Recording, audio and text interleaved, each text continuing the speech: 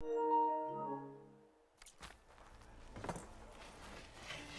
I want another cup of whatever you're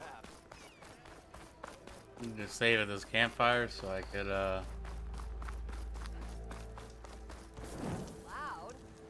What do you mean? Boy, I'm gonna double save just to be sure. Always do it. I'm being loud. something wrong Ah, with me?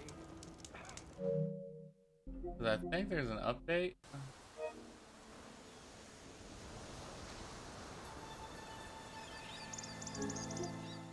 Oh, it's update. Oh, it's the latest version. Okay, there's no update. Alright. Glad you can check it while it's running, so I don't close out and just relaunch it to see if it downloads something. That's good. PS5 is fucking amazing. Almost ready to go? Around it.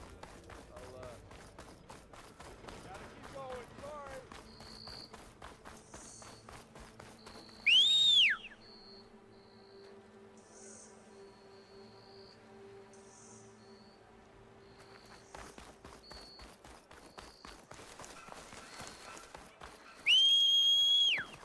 There it is.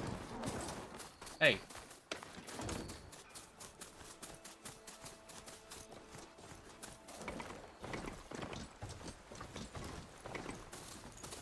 It's a dead machine. It must be a bristleback. Maybe Errand took it down? Oh wait, no, I didn't want to do this. I'm already here.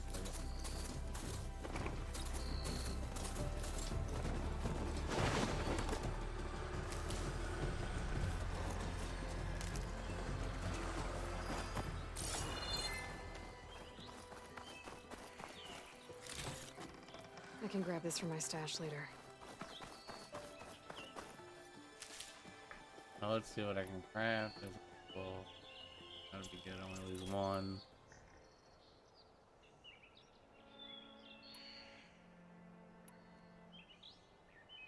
Jeez. Yeah, how many I craft two? Okay.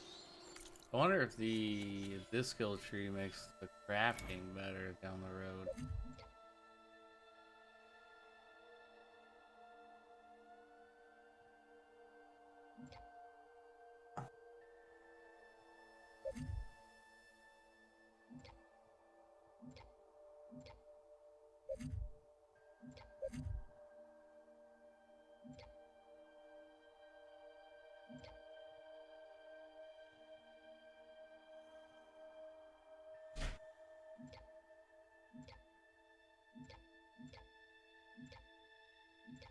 Oh, doesn't look like it.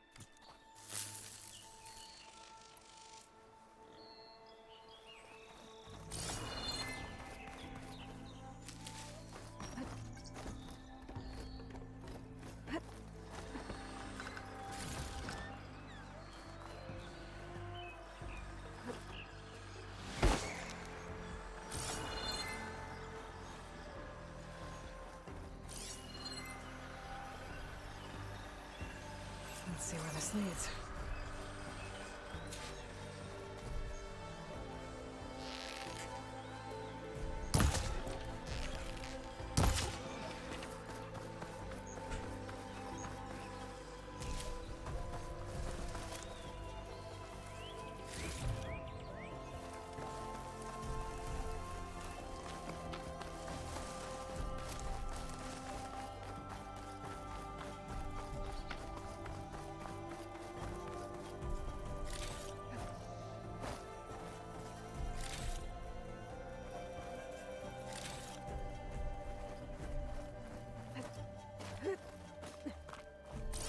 The climbing just feels weird in this game. It doesn't feel bad, it just feels different.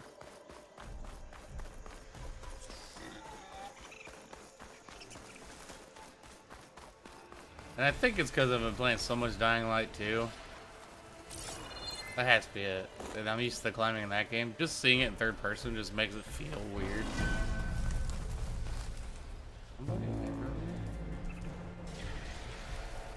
I know there's probably a fight going on.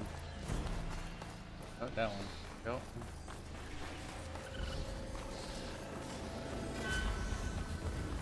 Sounds like someone's putting up a fight.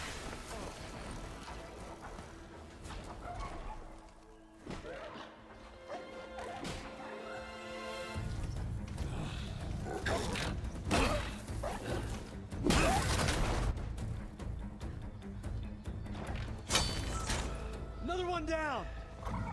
Now this is what I was forged for. No lectures to fill. No boring mid-afternoon patrols.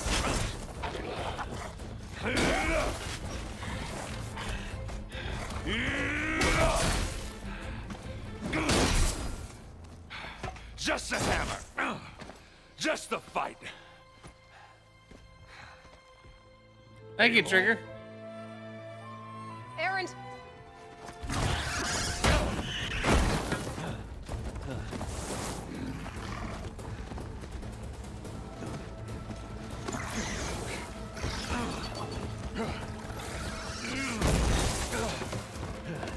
Jeez.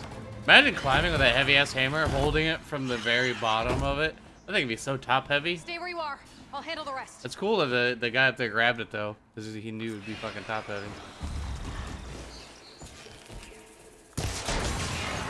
And boom goes the dynamite. Those bristlebacks have acid canisters on their backs. It Oh, should that's trigger a cool. chain reaction if I hit them with acid arrows. I already know this game. And turn him to smash.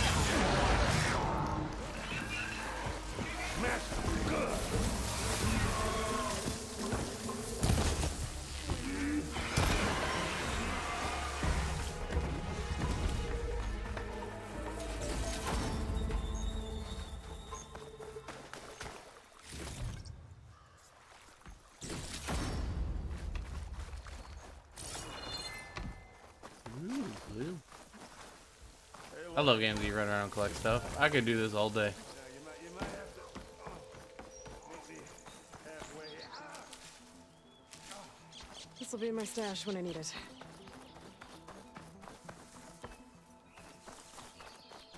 Did you see the Discord message, or you just see me go live? Caught me at my best, as usual. You prefer a good battle royale? Well, you did I was the thinking hard about getting part. back into Apex. Just took care of the stragglers. How bad is it? This? Who needs ribs? Oh. Oh, I'm good. I'm good. Huh. Okay, well, I know you didn't come all the way to the Daunt just to watch me get wrecked. So what's the story? I need the embassy to happen, so I can head west.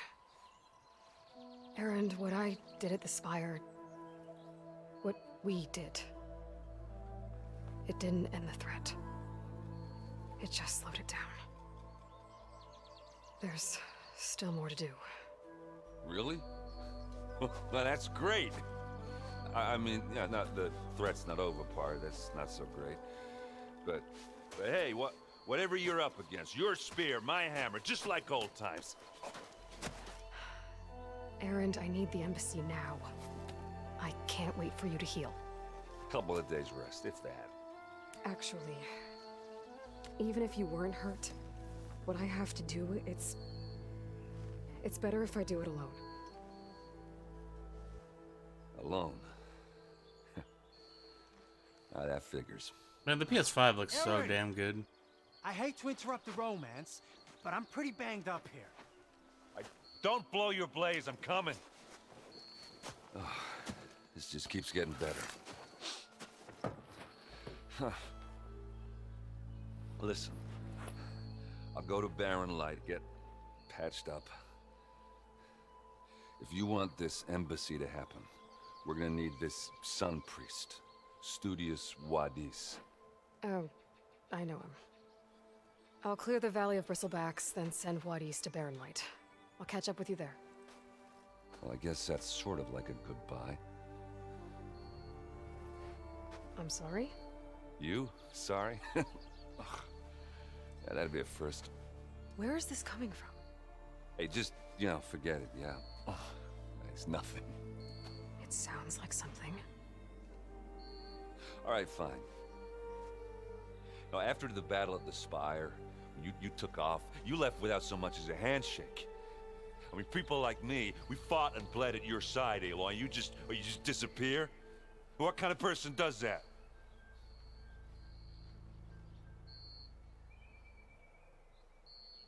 That in game.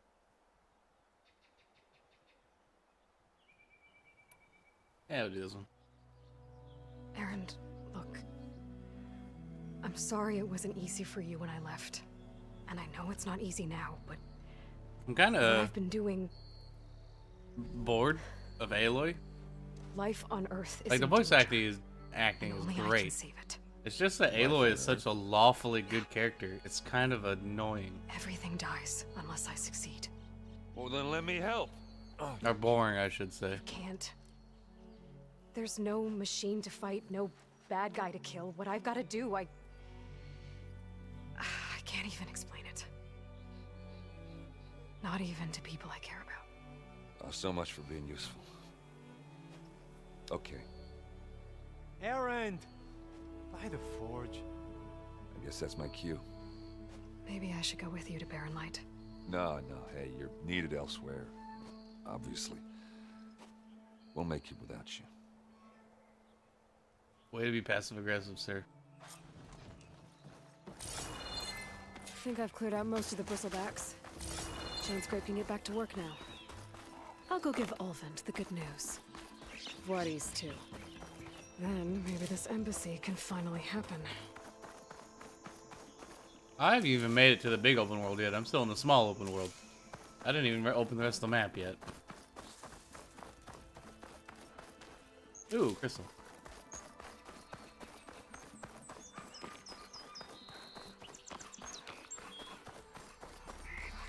I'm playing for at least 3 hours, and this is the only part of the map I've explored. I still got all of this. Jesus, it's so big. That's what she said.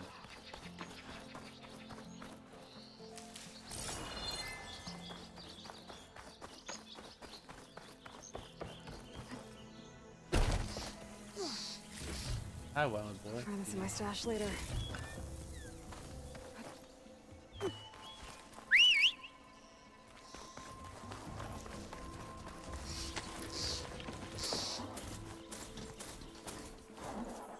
Come on.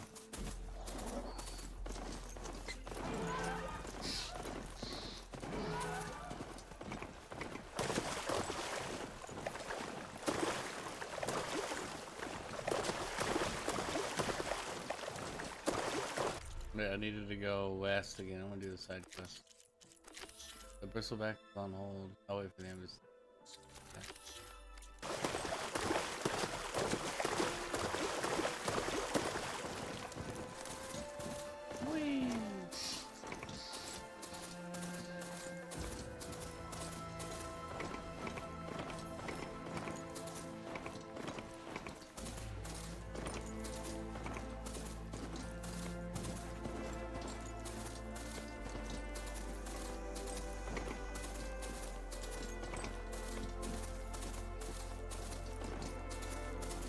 They really want me to pick up rocks, doesn't it?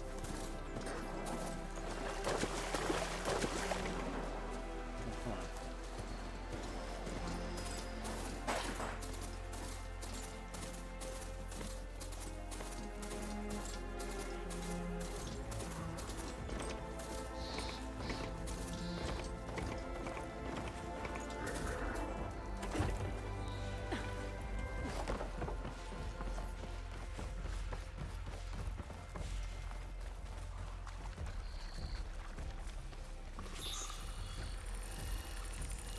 We're not gonna turn around, are you? You wouldn't want to turn around. Okay. Shut your trap. Ah! Ah, there's another one over there. Okay, let's heal.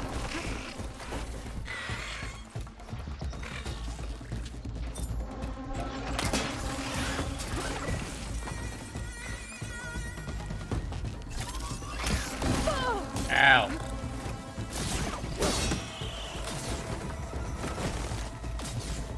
You squirrely bastards.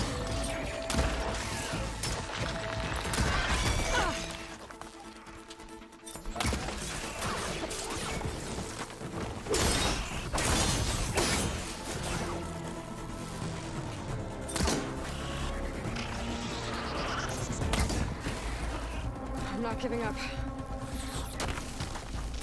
What? I've never seen this move.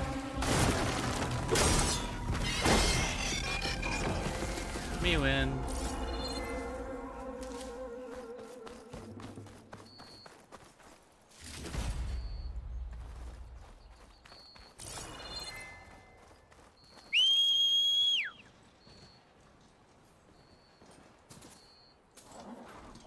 By the way, these things are cool. They got chainsaws in their antlers. Wait, hey, wait.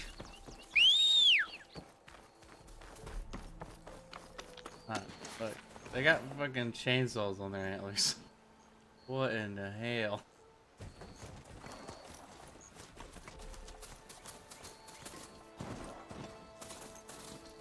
I just ran over something?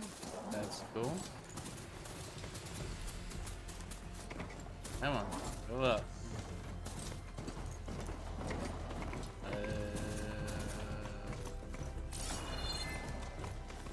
Where to now, though?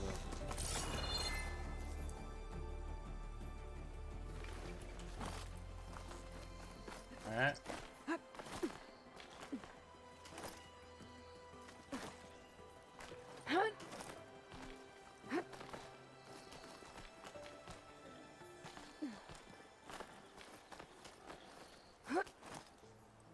At least it tells me what I can hold on to. It's actually pretty neat.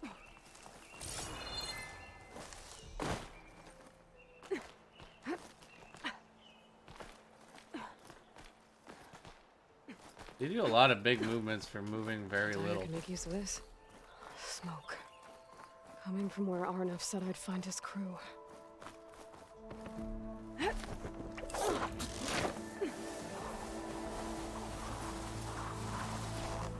This must be the mine Arnav told me about. It looks like the miners are in trouble. Not sure how many. That looks like the foreman Arnav mentioned. I should check in with him. Stay with me.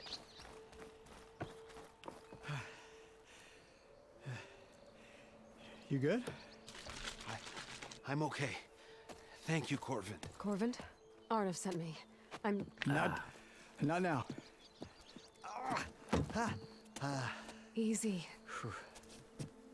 What happened? Explosion in the mine. The water flooded the whole place. Some of my guys are still... They're still down there. Can't stop. You've done enough.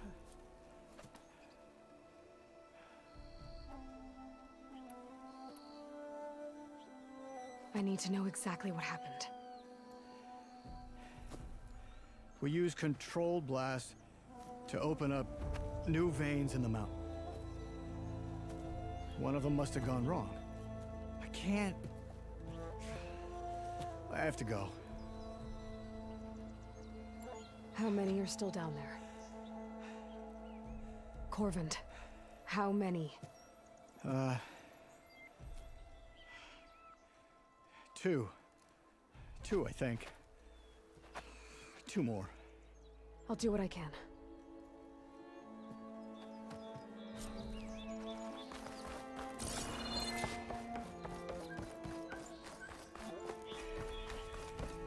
Gotta find those two miners, quick.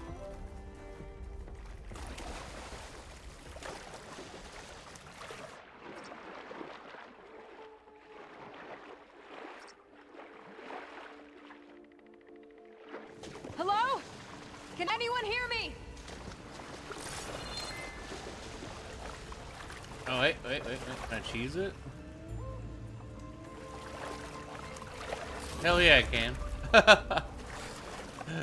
If you're on a ledge like that, if you hold X to swim up, and then sometimes you hold triangle, a lot of times you can cheese those chests that are right next to the water. You don't need to go up on land.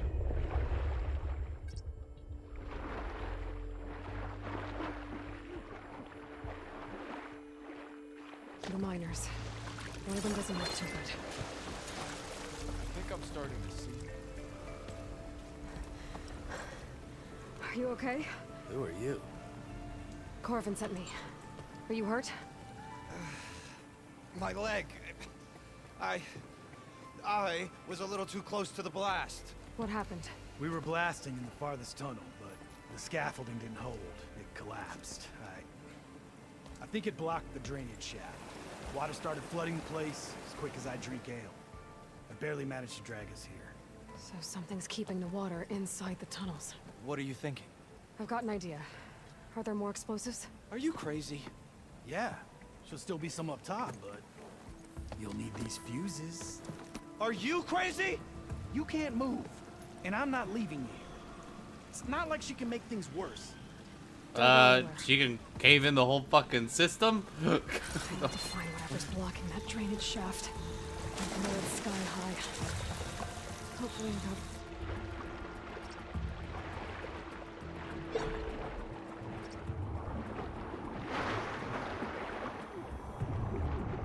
Okay. That glitched out real bad. Whew, that'll keep me awake. Oh. Made it. There's the debris blocking the shaft. If I can reach those explosives up on that track, maybe I can blast through the blockage.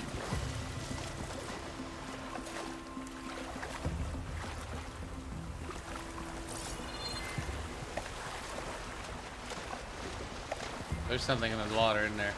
I know in the screenshots for this game, there's underwater things you gotta fight. And I'm fucking terrified of things in water.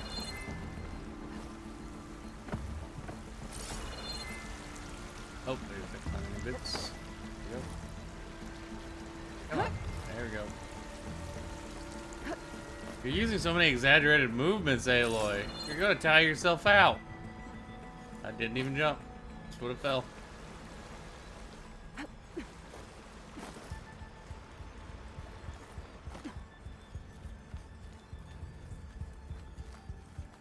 Burrowers.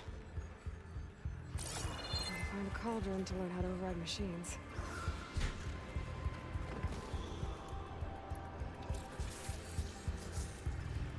Do I have to go down there? Okay. Maybe I can swim past to be honest.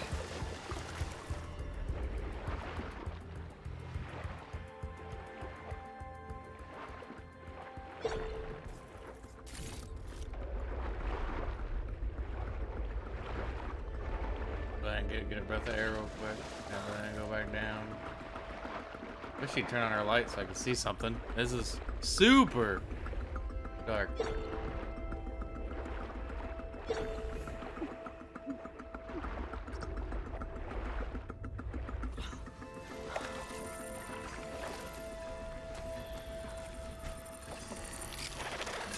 Never mind.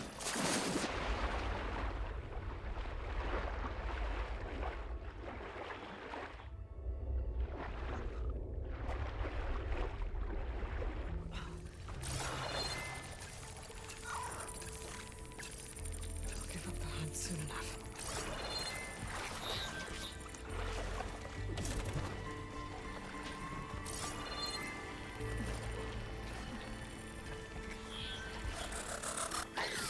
I'm not here.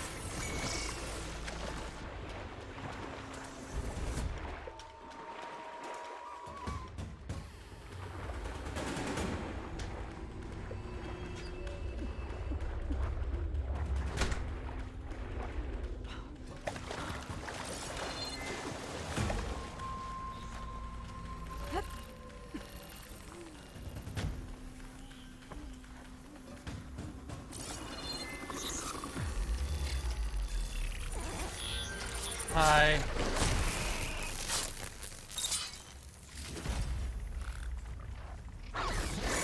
You don't see nothing. Okay, fine, you see me. So what? What you gonna do about it, huh? Oh. You're gonna make me deaf. Ah.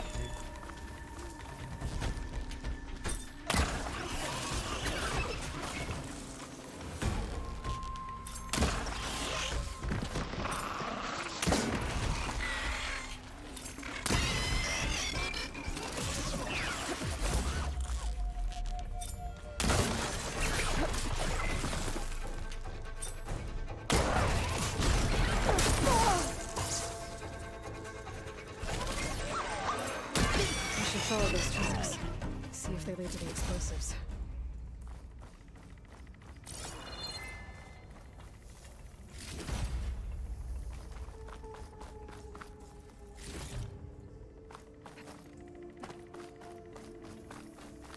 I need to find a way up to those explosives. I don't know what that is.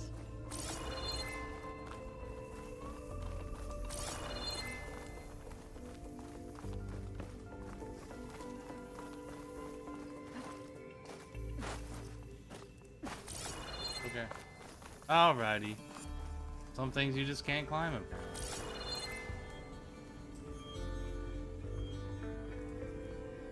Oh, yeah, she's talking about following tracks.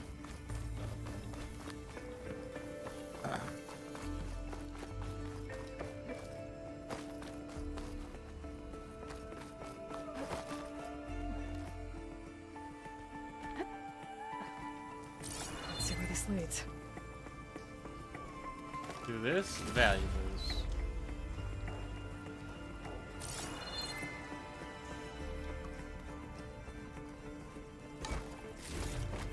I can grab this from my stash later.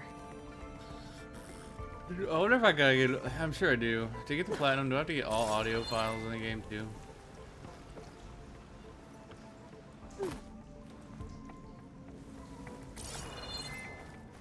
There's the explosives, up on the track. Just need to get across somehow.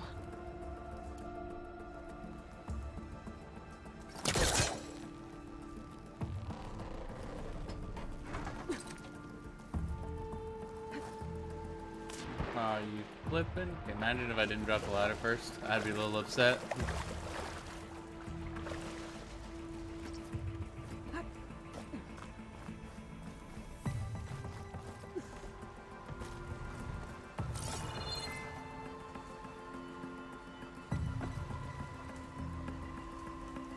I don't feel like I'll make that. Okay, I can. The climbing just feels weird. There's things where I think I should make it and I don't, and there's things where I think there's no way I'm gonna make that, but I do. Want me to detonate him now?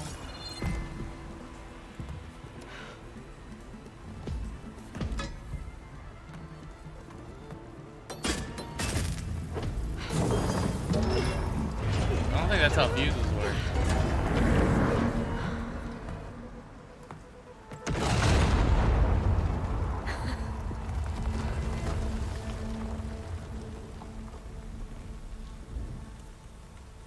I don't even get to see it drain. It just lowers the water. Jesus, that was like 4 stories, woman. And there's a chest up top. You gonna make me climb all that shit again? Guess that got its attention.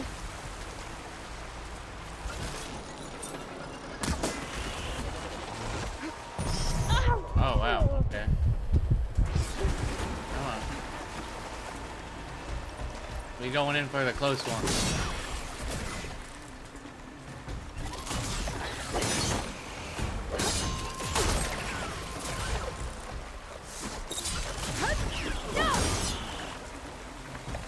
I did it. Critical strike down.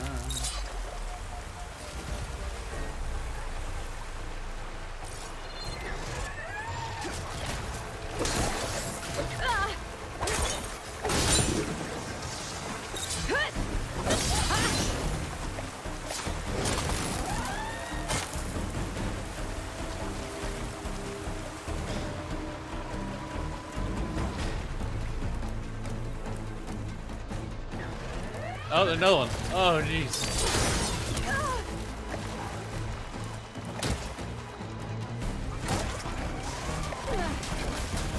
Oh, come on, heal.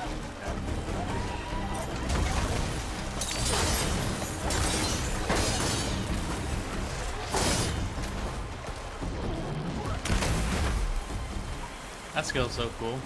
That's all of them. You Let's charge go the check on spear those miners. by hitting him with small attacks, and you hit him with one large attack, and it puts a little thing on him, and you just hit it with an arrow to make it explode. Too close.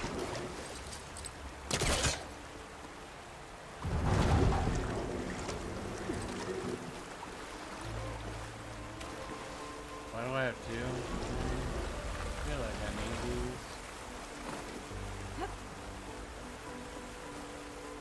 Oh my god, is that not a grabbable ledge? Oh, you fucking shitting me.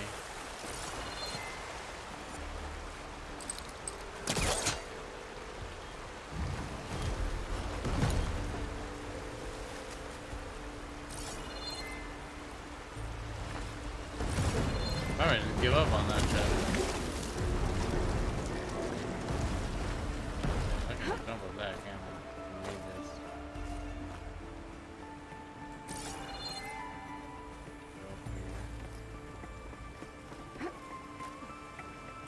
And up here is nothing. Alright, got that. Damn, I knew I should have grabbed that chest before it fucking moved me on. Oh wait, no, that's how you do it. That's right.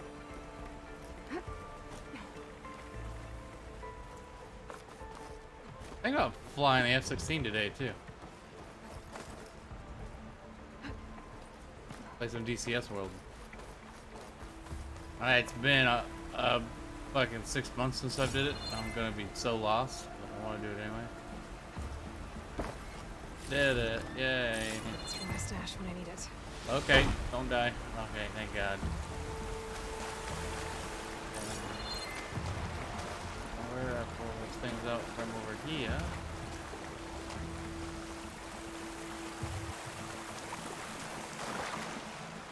She's so good. We don't know that.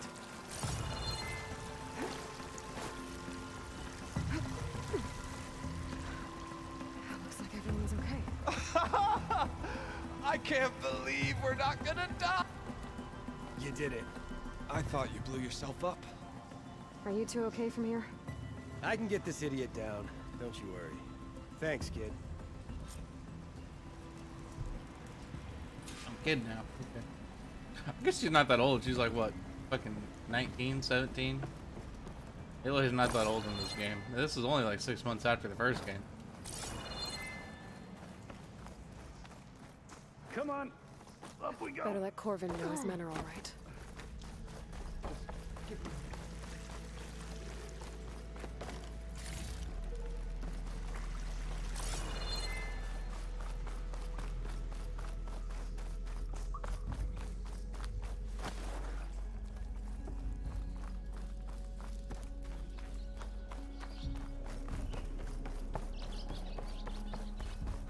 I found the two you mentioned. They're safe, but could probably use a hand. Is that everyone? It is. I dread to think what would have happened if you hadn't shown up. First of all,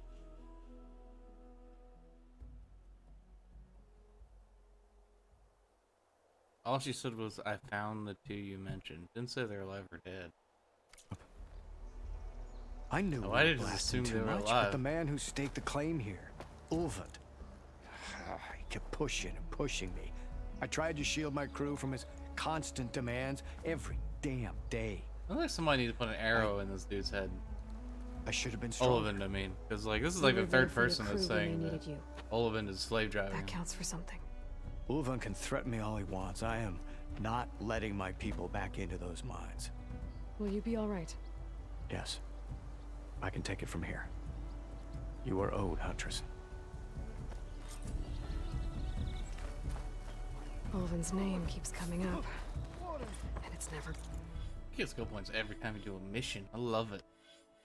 Love it so much. Let's do some inflict. Let's do some block breaker. That's probably gonna help me in the long run. I haven't fought any actual people yet.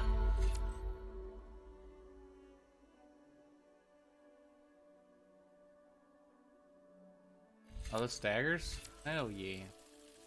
A lot of people say that the fighting doesn't feel good. Sooner The or fighting later, feels great in someone's this gonna have to game. deal with him. All the little movements she does, like, it's so cool.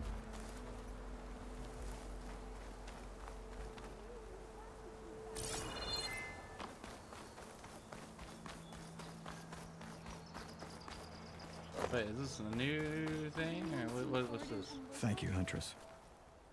I'll see the last two make it out. Okay. Maybe we'll come back later. Hi, let's go on a journey together. Just you and I. Alright, you stop. It's kind of annoying.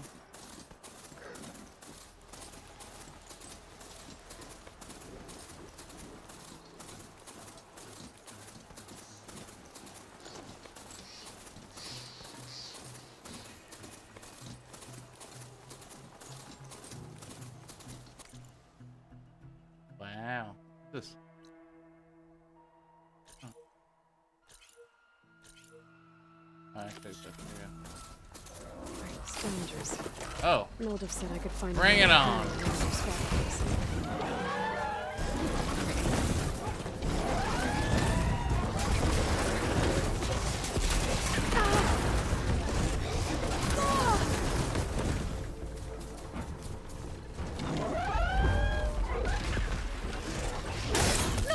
Ow. Hang on. Ow. This ain't fun. La la la la la la la la la. Ow. Hang on. You guys are really annoying. Wow, I slowed down time and he still hit me.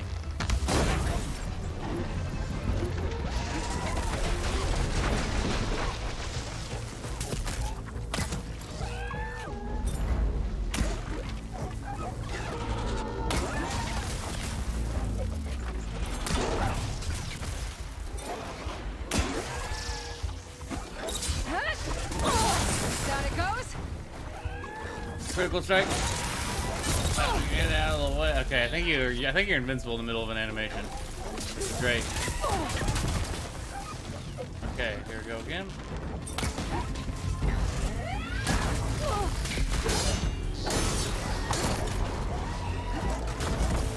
Heal again.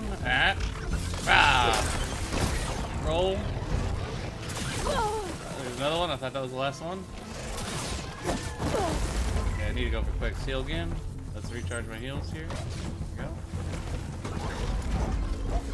Okay.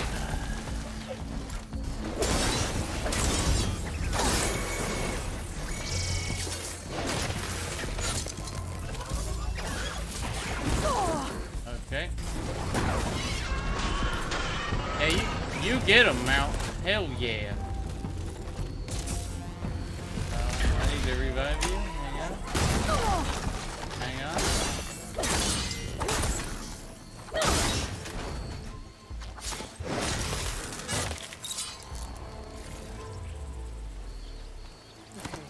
Gotta look through the scrap piles for a metal panel. Yay.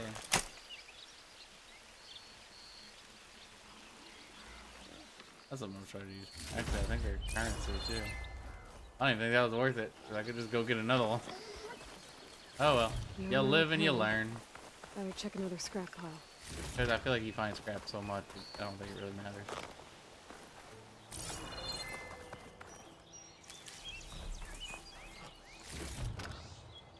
Pack's full, but I think I have everything I need for Mildew. Good thing too. I can use a decent meal.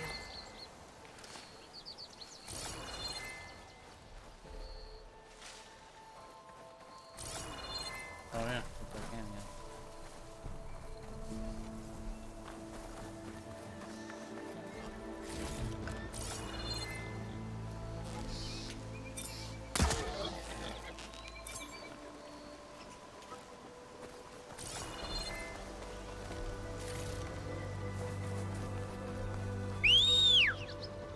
Could you imagine a battle royale that looked like this though?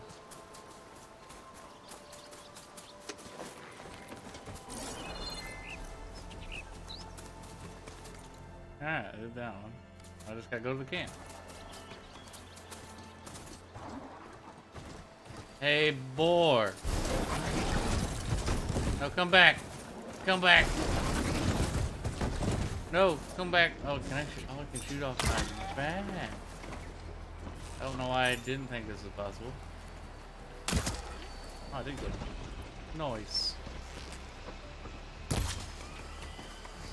Nice. Banghorn sight.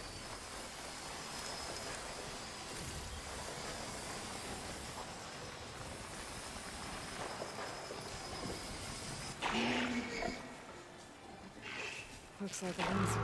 I was not bugging you. Now I'm bugging you, okay? The arrows are auto-correcting to your faces, and I don't like that. I don't like that at all.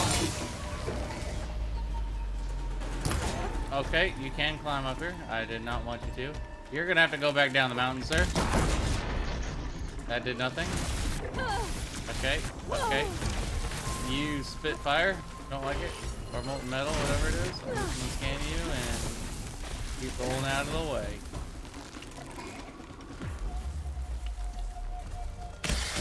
I didn't think you were gonna jump that way. Good sir, good sir, you're gonna have to not. Good sir, you're gonna have to not. You're just gonna have to not. Yeah, get out of here. Go, get, scatter.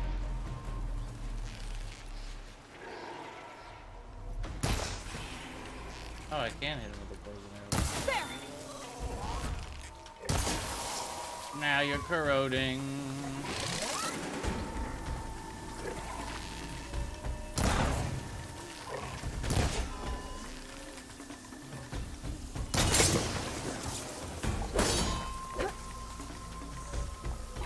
Can I not do the critical strike?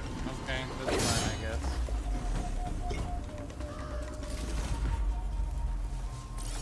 Now, where did I shoot all those things off at? Here?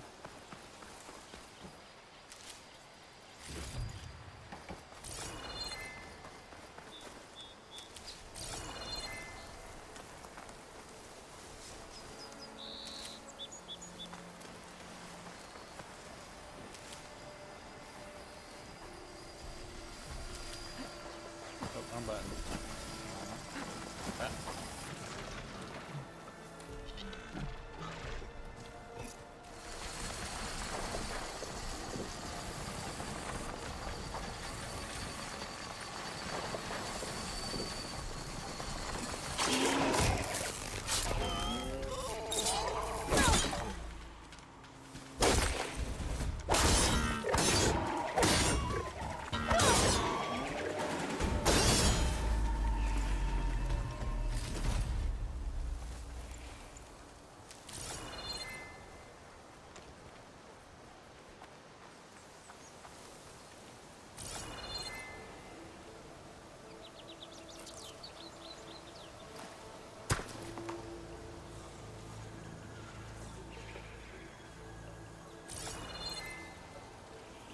Did I not just see it? It was over there, wasn't it?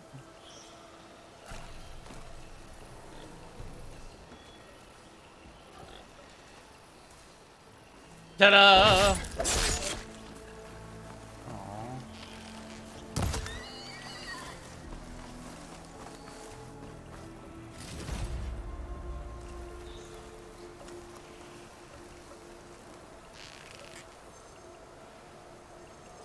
Really wanted to. I really wanted to grab some of that. Grab some of that.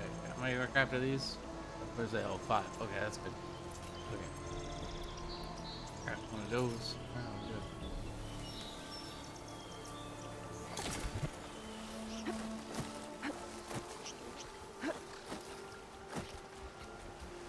Don't mind me, just picking up some of this good old wood.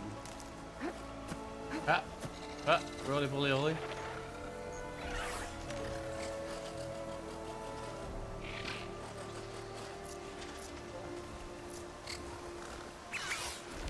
Oh wow, what was that noise you heard? I know, it's crazy, right? I know, look. Something disturbed that tree over there. You should check it out. That tree is so disturbed. Go look at it. Where did that noise come from? Oh yeah. What's going on?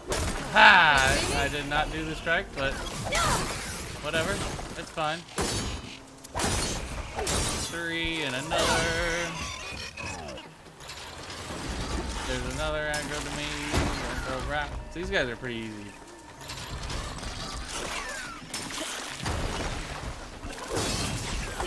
And there's the tail whip. 1, 2, 3. I thought you were gonna fall over with that. You did not. Did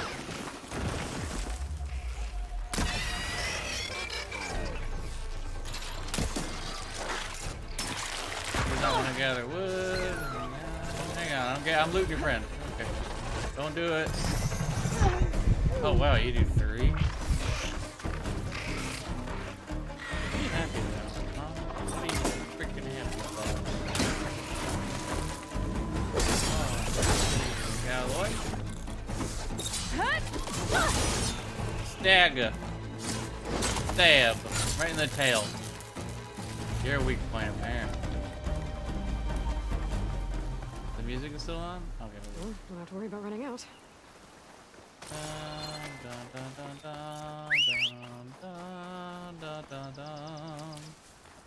Alright, let's continue the main story. Look at you. Look at all that bloom. Look at all that bloom.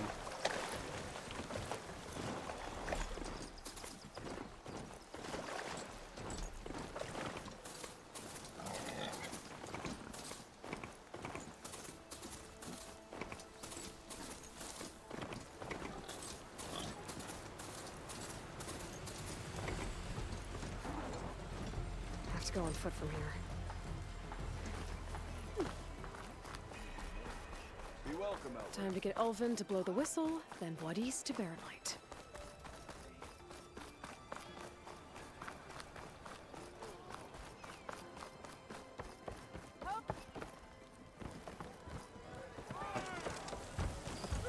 Ah, there you are.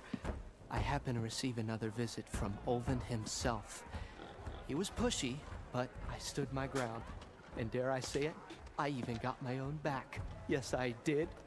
I'm listening. When I made his meal, I used 3 pinches of salt. Instead of 2. Each journey begins with a single step, I guess. I think I have everything you asked for. Then just as you have inspired me, let us see if I can return the favor. Time to cook.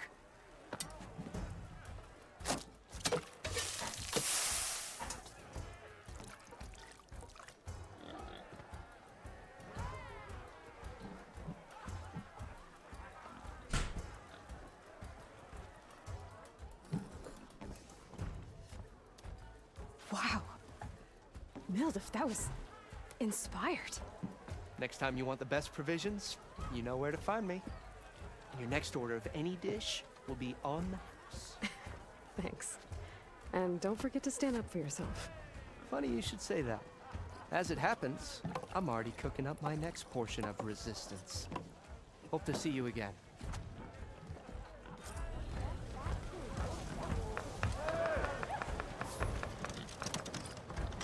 I usually find that pretty funny. It's a good point.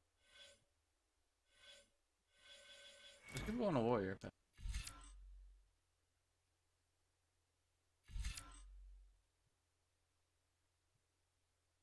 25 damage critical strike. I will do it.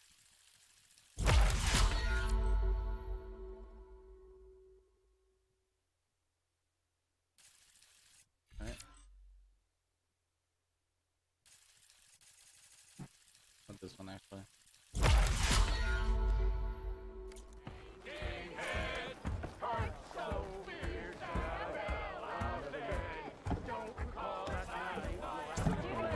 Maybe Yes, some... I need to... Of course. Oh. Is that not the quest I did?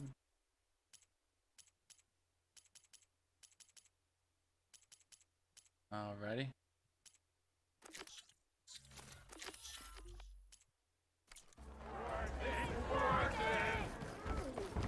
I really hope I can get Olivin out of the camp. I don't like that guy at all. He's just like a mob boss, basically. Quick save.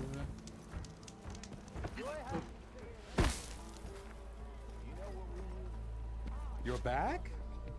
Well, that's just great.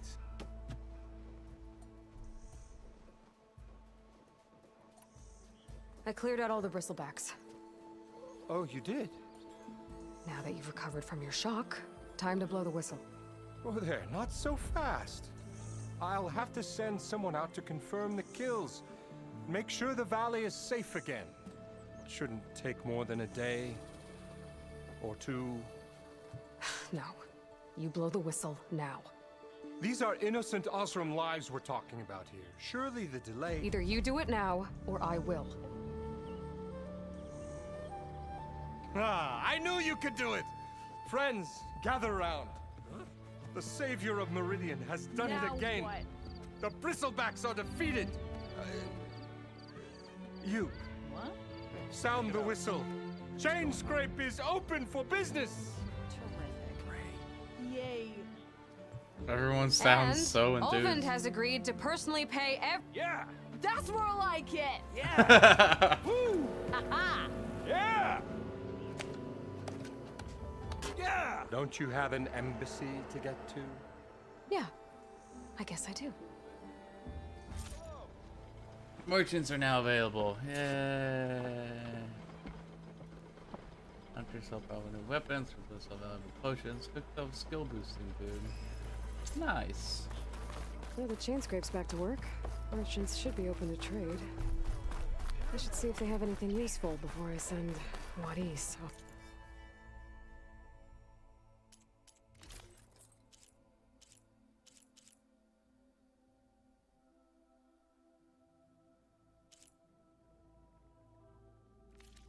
To Barren Light. Brought out only the good stuff for you, Red. Seeing as you got that whistle blowing. Hey, I've been waiting to get my lucky hammer fixed for days. You haven't done anything useful like getting rid of any bristlebacks, though, have you? Take your time. I promise you won't be disappointed.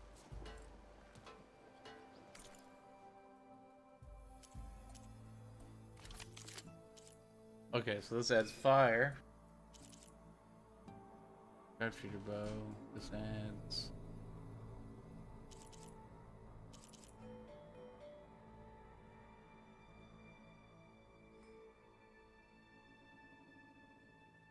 Destroy components instead of tearing them off. Kinda want that. Oh, I can buy stuff. Okay. Yeah, I already got one of those. This is fire. Detonate blast containers. That's what I want right there. I'll buy that. Just buy it, and then we're gonna buy this. Okay. Come back anytime. We'll skip. Alright, I know. Let's get that fire bow upgraded a bit. Actually, can I upgrade my outfit? Yeah, is that what I went? Nope.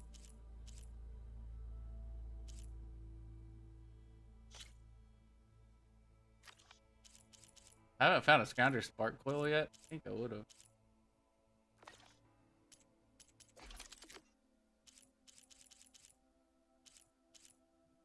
Fire Hunter Bow. Yeah, these are usually cheap. I like how upgrading is pretty cheap in this game.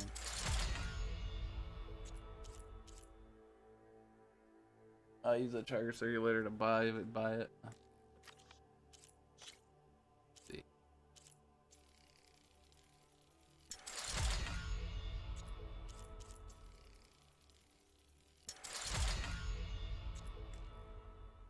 Oh, actually upgrade it to level 3.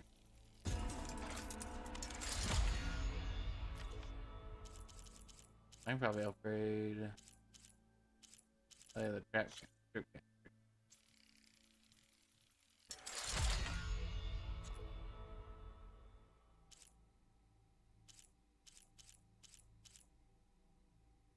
Go ahead. Cause I do use Tripcaster. You gotta remember not to make them too far apart. I keep shooting them too far. I do like this a lot. We're gonna upgrade it.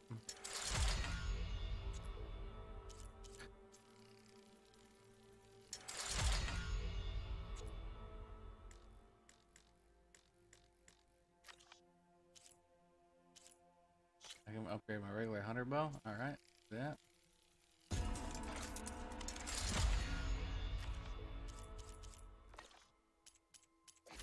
Can't upgrade outfits anymore. Oh, metal shards. That's the thing. Pouch upgrades. First pouch. That costs. Oh, more bone. Okay.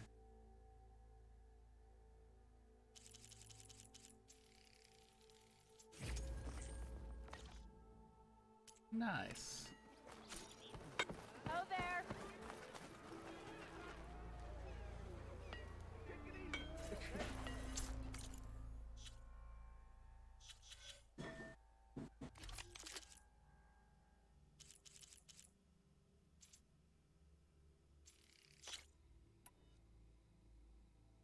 Put it over here.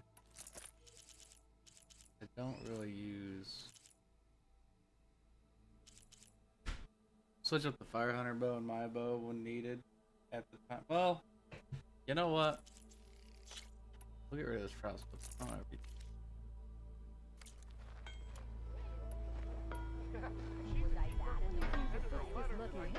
it is acid and fire. That's all it does. Okay. Shop just opened up, and I've got a backlog of orders, so... Modified boils. Oh, you do that. That.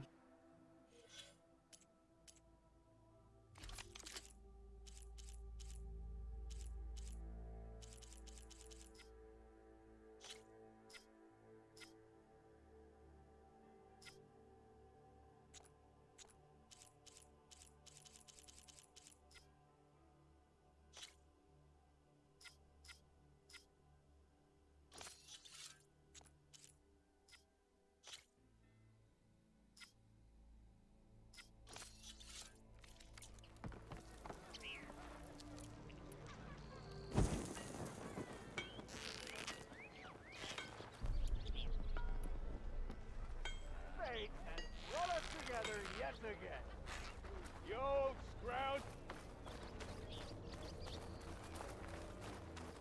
You just...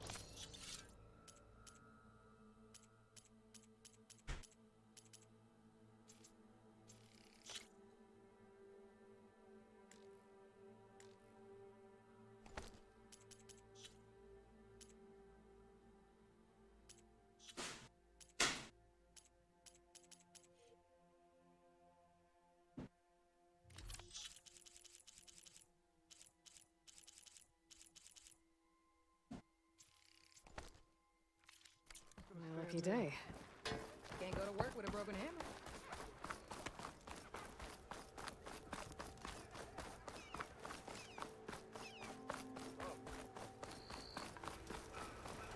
Oh wait. Oh. Be welcome, Outlander.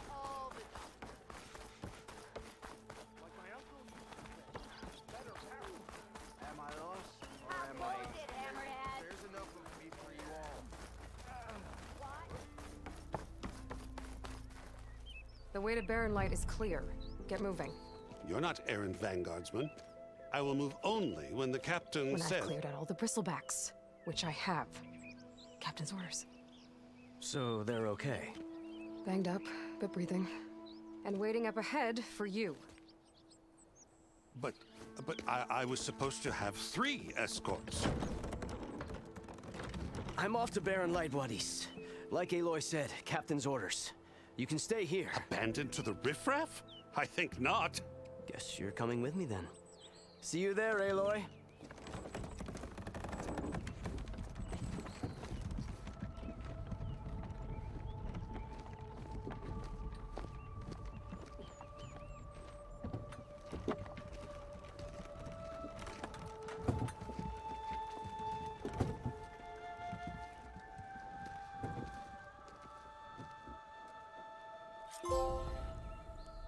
Well, now that that's done, the embassy can finally...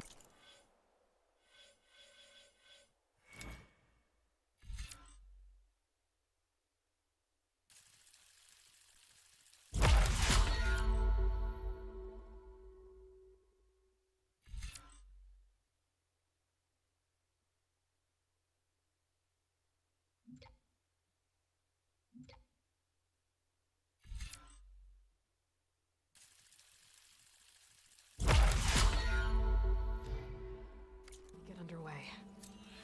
If I can get through it, I'll be able to track down Silence. Hades. Maybe even a Gaia backup. Guess I could head straight for Barren Light. Or poke around the Daunt some more first. And maybe take Petra up on that drink.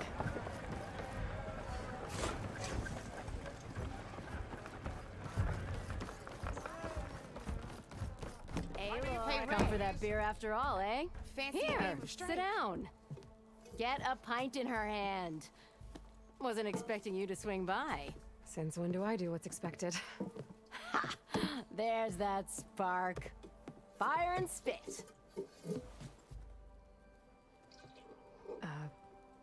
fire and spit.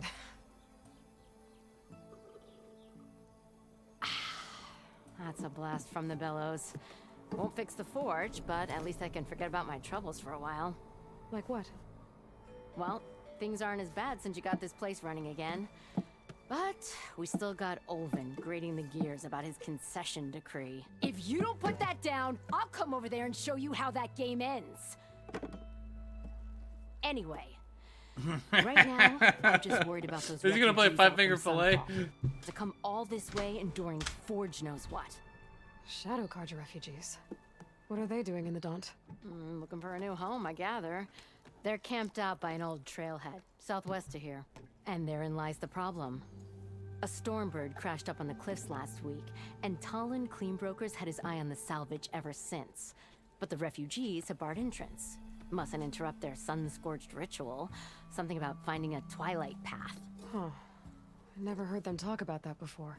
Yeah, well, these particular Shadow Carja are an odd bunch. But overall, they're peaceful folk. Not that it matters to Talon. He'll crack some heads to get to that salvage. Maybe you could swing by, convince him to set up camp somewhere else?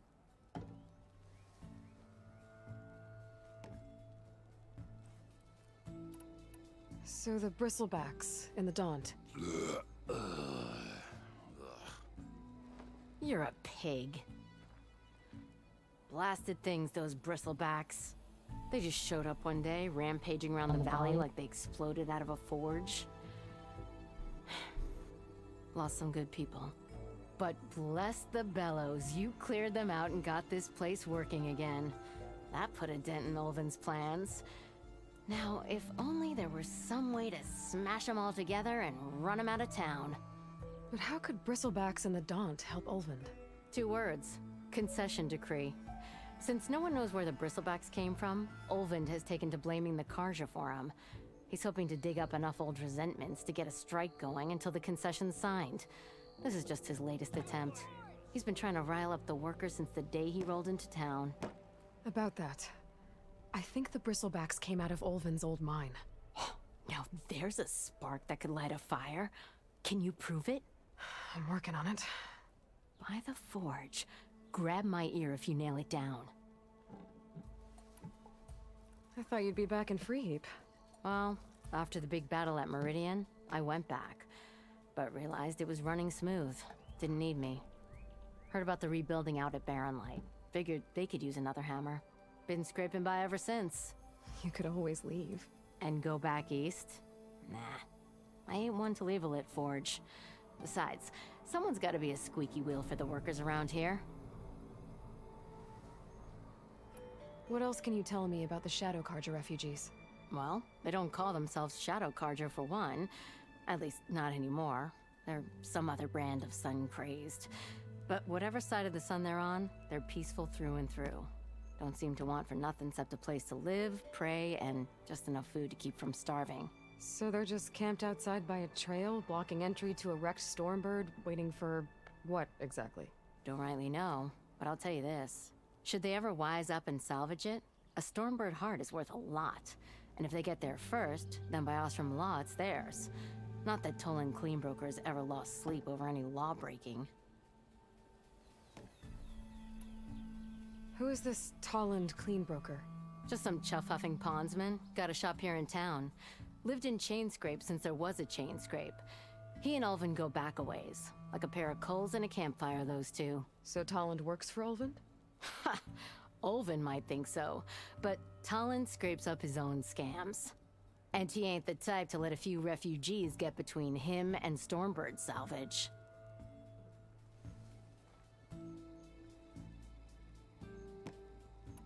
So about Ulvin. Around here, everything's about Ulvin. How'd he end up in charge? He got here early, like a squirrel smelling a fat nut. He knew rebuilding Barren Light would need stone and timber. So he jangled purses all over Mainspring, getting investors to front claims on anything in the Daunt that might be worth a damn. Thing is, all the bankers back home know that this is Carja land, and the Sun King can revoke those claims at any time. That's why he's desperate for the magistrate to sign off on a concession decree. This concession decree, what is it exactly? And how would it help Olvend? It's pig diddle, that's what. A writ that would put all Osram claims in the Daunt under Osram law, even though they're on Karja land. It would mean that any existing ore, stone, and timber claims couldn't be revoked by the Karja. No more risk, no more hesitation for investors back in the claim to pour in the shards and expand their business. And since Olvend has a stake in all those claims, it would make him richer than a scrapper in a junk heap. Not to mention Chainscrape would become an Osram municipality, so he could buy enough votes to call himself an elderman. He's a sly old badger, I'll give him that. Figures if he keeps up the pressure, eventually the magistrate will sign.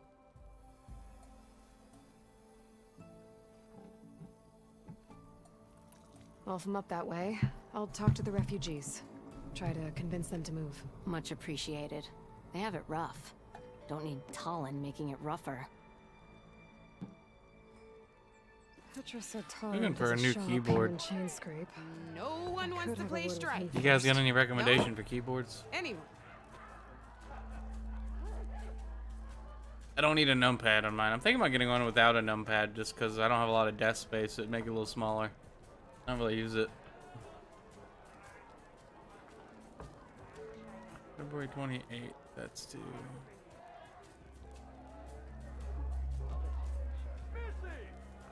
Okay. Even the savior of Meridian needs a challenge. Play some strike. Hey, I'm paying my phone bill real quick. Sorry, guys.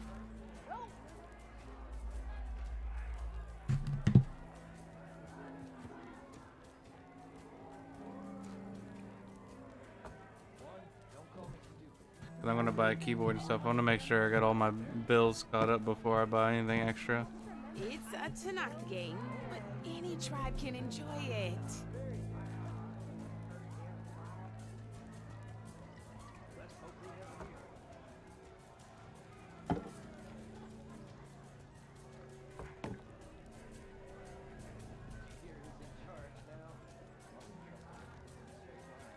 Ah, hey. Let's try this. I don't know what this is. To revel in some strike, sister? Let me set the board. I was just passing by. First timer, huh? Don't worry about it. I'll go easy on you. You got any pieces? No. Well, aren't you in luck then? I got an extra set. A Tanakh original straight out of the Forbidden West. Sit. I'll run you through it in a hot spark. I'll give you something special if you win it on my boards, too.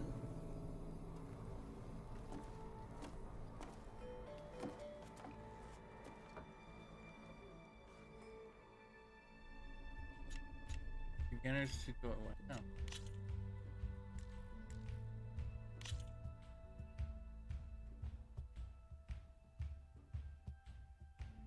All right, let's start off simple. The Tanakh like to say that Machine Strike is a game of pure strategy. We each get a set of pieces. Each piece represents a kind of machine, and each machine is worth a different number of victory points. And to win the game, you'll need to gain 7 victory points by destroying the opponent's machines. It can be tricky remembering the details of every machine, so we use these notes to keep track of them. You see that number on the top right corner? That there is how many victory points you'll get for destroying that machine. Notes also tell you how far a piece can move, how powerful their attacks are, the distance they can strike from, and of course, their health. Okay, that's enough for now. Let's just play. I'll explain the rest as we go. I own the board, so I get to choose who goes first. Since this is your first time, I'll let you go. Usually you get to choose which pieces to set on the board, but this will do for now. Pick up that machine piece to your right, and move it forward. Remember, each machine can only move a certain distance. Take a look at your notes if you need a reminder. Easy enough, huh? Now, you get to move 2 machines each round, So go ahead and pick a second machine.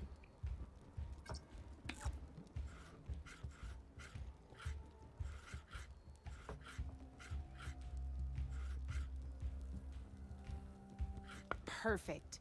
There's not much else to do for now, so just end your turn.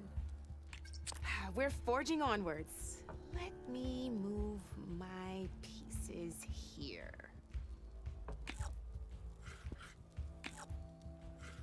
And we're back to you. This time, why don't you try attacking one of my pieces? Try with that machine on your right first. Now move the piece. When performing an attack, you'll be testing your machine's combat power against the opponent, a machine's combat and its own attack power.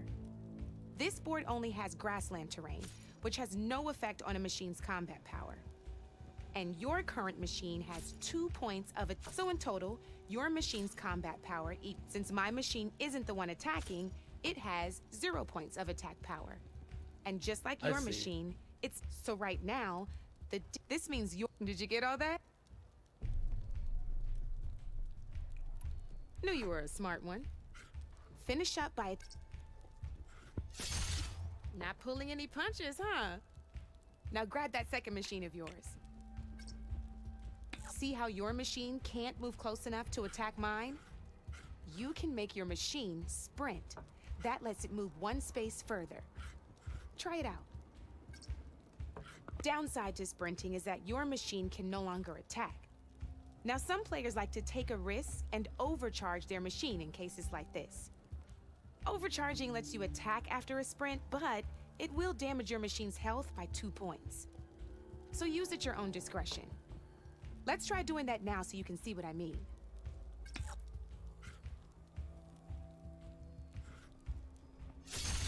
That's about it for your turn then. Now, I'll let you in on a neat trick. That machine of yours, the one closest to me, grab a hold of it. Same as in the wilds, machines have both armored points and weak points. You can see them marked on the pieces. Blue shows where their armor is thickest. Hit them there and you'll do some damage, but not a lot. Now, red shows the machine's weak points. Hit those and you'll deal a mighty blow. Here, let me show you. Rotate that piece so your machine faces mine. Now let that machine have it. Off the board she goes, and there's your first victory points. You don't have 7 of them yet, so let's keep going. Your machine attacked mine, but hasn't moved yet. Go ahead and move downwards towards my remaining piece. You've already attacked a machine and moved your piece. But if you overcharge your machine, you can attack a second time. And by the look of your machine's health, you'd be sacrificing your piece to defeat mine. But sometimes, that can be a good thing. Overcharge your machine to attack mine a second time, and I'll show you what I mean. Ain't that a thrill? Now, because your machine was knocked out at the same time as mine, we both get the victory points our machines are worth. Good news is, since you're the one attacking, you're gonna receive your victory points before I do. Which means you can reach the coveted 7 victory points first. I see. That's why Okay. sometimes losing a piece can be the best way to end a game in your favor. Now, you'll notice you didn't get quite up to 7 victory points this time, but you did destroy all my pieces. That means you're the winner! That wasn't so hard, was it? Just remember to always check for the best terrain to attack from. You'd be surprised the advantage you can gain over an opponent like that. I know it saved my behind in a game or 2. I'll try and remember that. Oh, before I forget, these are all my spare pieces. I want the Savior of Meridian to have them. It's a small set to be sure, but it should be enough to get you in on any strike games you find out there. You might even fancy looking out for them strike carvers. They've got all kinds of unique pieces that can turn a game in your favor, though they'll need the right materials to craft you one. Or you might find them in the wilds if you're lucky. I know I've lost my fair share of pieces after a night of machine hunting or brew hopping. No need to thank me. Always a pleasure to help out new strike players. Now, if you feel like playing a real game, I've got plenty of other boards. I could even teach you a few more tricks if you're up for it. Thanks. I'll...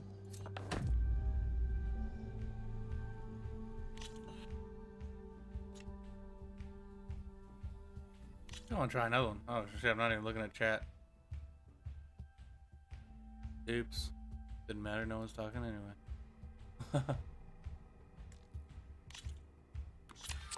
I knew I'd make a strike player out of you yet. How about this time I tell you how to use a board's terrain to your advantage? This one's got knowing terrain mainly, as you know. I didn't want to do no tutorial. Oh, we can stop if you want.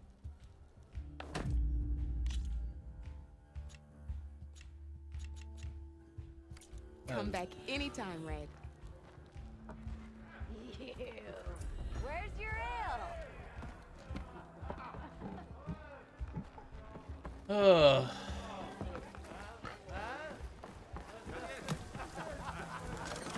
Back for that free meal? Go on, peruse my menu.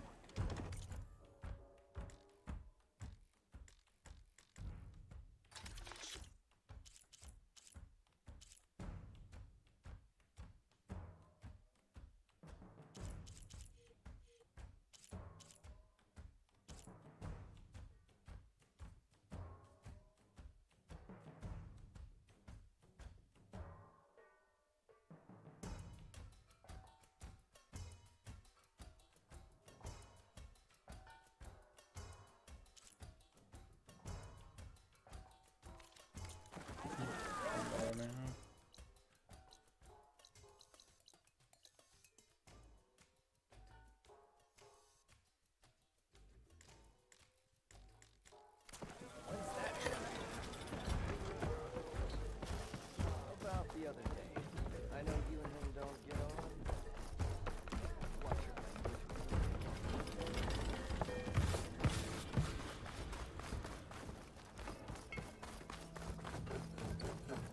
I'm sorry, I'll be right with you.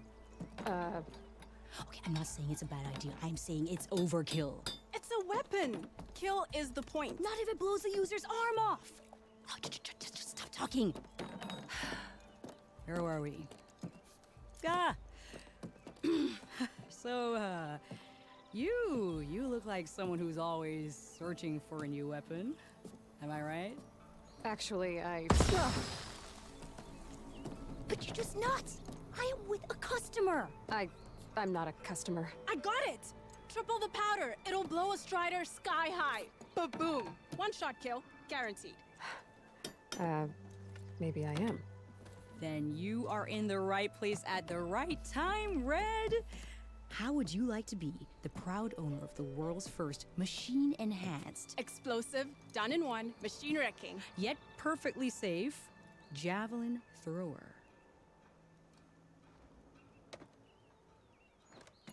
Are you two from around here? Nah, the claim. Dad sent us out west in search of some unknown opportunity. Said we'll know it when we see it. Sounds like you had other ideas. Let's just say that opening another trading post for my parents isn't how I want to make my mark in this world. I imagine traveling alone must be nice. So she's your partner? My apprentice and my sister. She's why we're out here.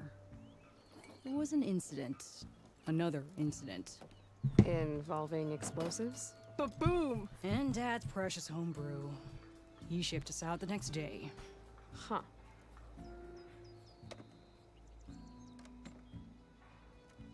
Tell me more about this weapon of yours. Saw a scroll when I was a kid by some Karja scholar who wandered out west. Had a scary drawing of a Tenakth warrior hunting with a kind of javelin thrower. Effective? Yes. Basic? Undoubtedly.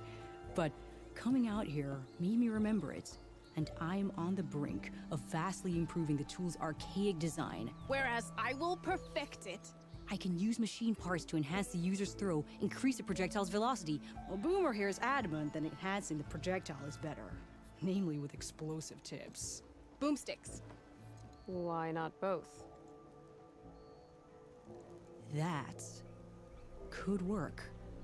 There's one small snag. I need the parts to make the first working model. Well, for starters, I'll need charger horns. Intact. Yeah, that. Just be sure to shoot them off before the machine goes down.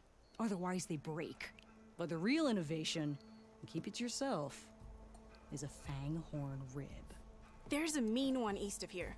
Blow it sky high. Boomer! You get him for me. It's yours. My treat. You have a deal. How's the hunting and gathering going? Getting there. What can I do for you? Oh. I'll be on my... Don't be a stranger. Thought I already had all that stuff. Okay. Oh, I need more charger horn. I don't have the ribs. Okay. Let's do the embassy first. Then I'll come back and do this.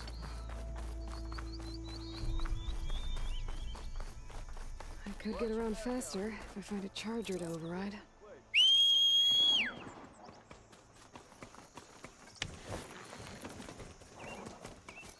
Now, I could have swore I saw a screenshot of Aloy riding like one of the Predator machines, like the Watchers and shit like that.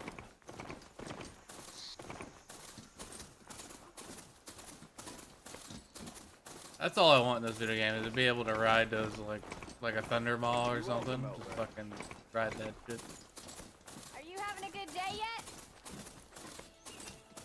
An unknown campfire. It will be known for me. You will be known. Just stand on the fire before I mount it. You know, or mount it, or light it.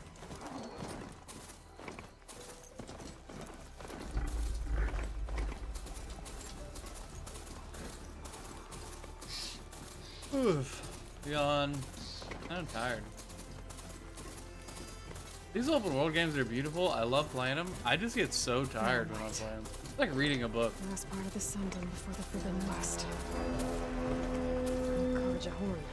When's the next flight? I should find orders in charge here.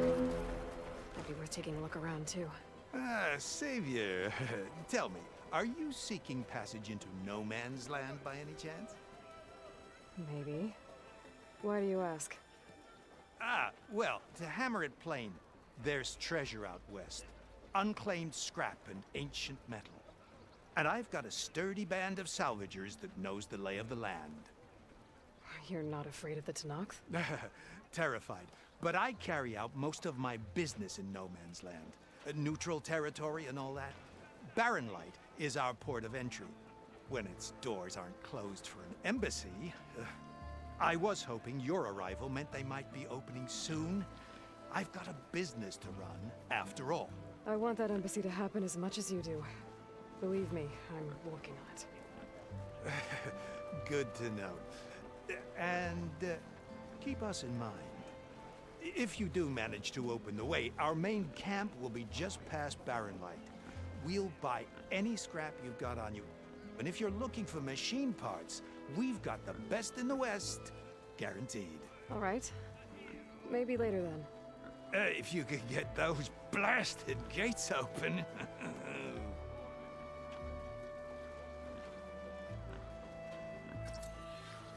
Guess I'm not the only one who wants to get those gates open. Stash. Weapons. Oh wow.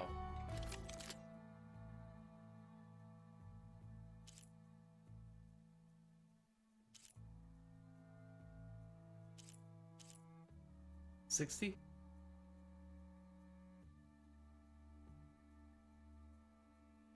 That's the damage.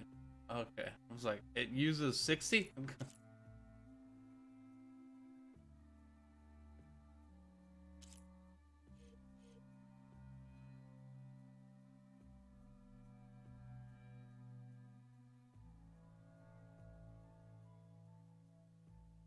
Oh, yeah, okay. I want a shredder gauntlet. What do I need? Leap lasher circulator? Don't even know what that is. Haven't thought of leap lasher yet. Sounds annoying. Pleasure trading with a true machine hunter. Oops, I actually pushed it. Swiped it. Okay. There's Erend. Looks like he's had a few.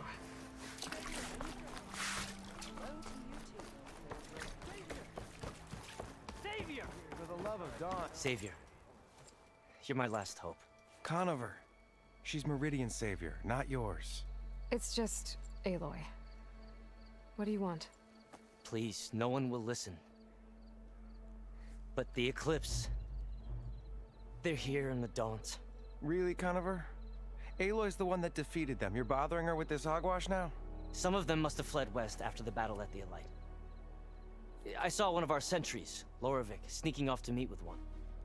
I tried to eavesdrop, but they spotted me. And then Lorovic tried to kill me. I... fought back. It was him or me. Unfortunately, there's no hard evidence that connects Lorovic to the Eclipse. And since Conover doesn't deny killing his fellow soldier, Nozar sentenced him to death. What makes you so sure Lorovic was working with the Eclipse? Well, I was too far to hear everything. But I heard them both say the word Eclipse. It's not the most outlandish claim I've heard, but it's up there. Crying Eclipse is a convenient way to dodge a death sentence. If I have to die, so be it. But if we ignore this threat, others are going to die too.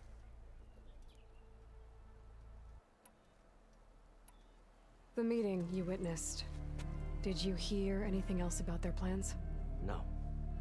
But the clearing where they met is just east of here, across the river. A dozen soldiers have already searched it, Conover. There's nothing there. I can see things others can't. If the Eclipse are in the Daunt, I'll find them. Thank you, Aloy. Sun bless your search. Don't get your hopes up, soldier.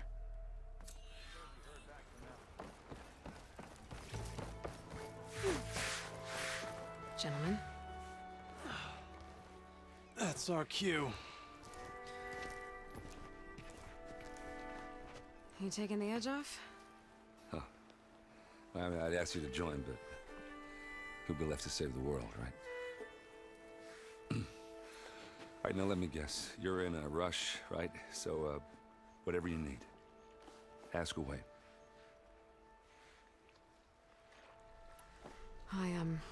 I better get going. Oh, yeah, don't let me stop you.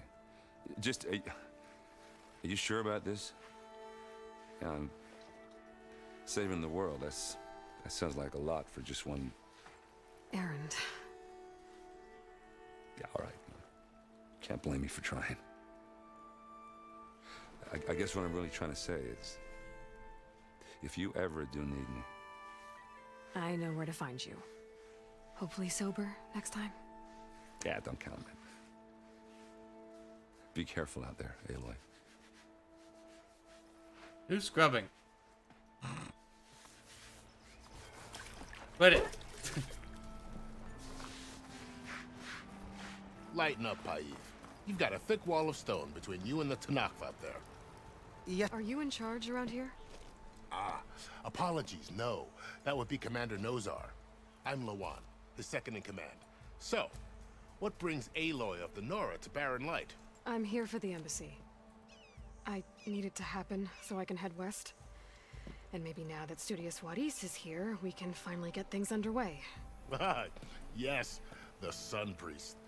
Walked in practically kicking and screaming behind his escort. Really seems to like his scrolls. But the embassy remains delayed. Commander Nozar has signaled our readiness, but the Tanakh marshals have yet to sound their horn. All right, fine. Let me through the gates then. I have my own business with them. I'm sure you do, but I'm afraid I can't. Commander's orders. Normally, the gates are open for any who dare to venture out. Asaram salvagers, a few especially brazen Karja, but no one's allowed in or out before an embassy. They'll reopen, once the Tanakh have left.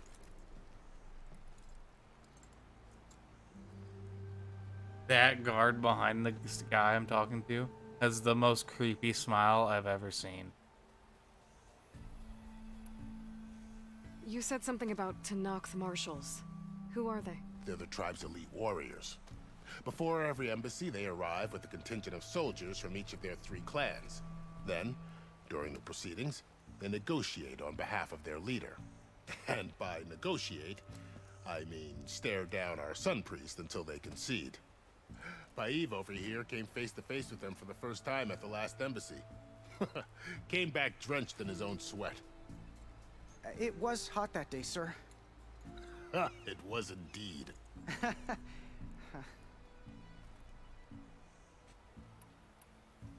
Where is this Commander Nozar, then? If he's the one keeping the gates shut, I'll convince him to open them for me. I'll take you to him, but I have to warn you. The commander isn't one to break protocol, especially when he's already high-strung. We'll see about that. This way. There's a lot of activity going on around here. The Tanakh tore down this place during the Red Raids. 2 years of labor, and we still have a long way to go.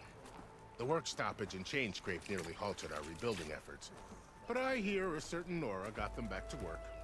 I was just helping out. Yes, well, I'm sure Ulvund was thrilled.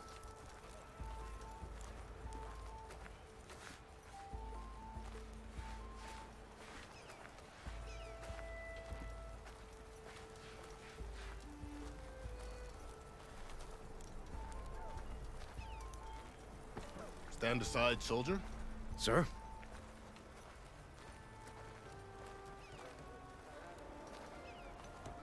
There's the commander. Better brace yourself.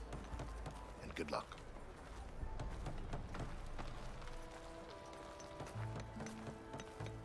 Why the sun if we can have peace? How are we to hold an embassy with a tribe that can't even govern their own people?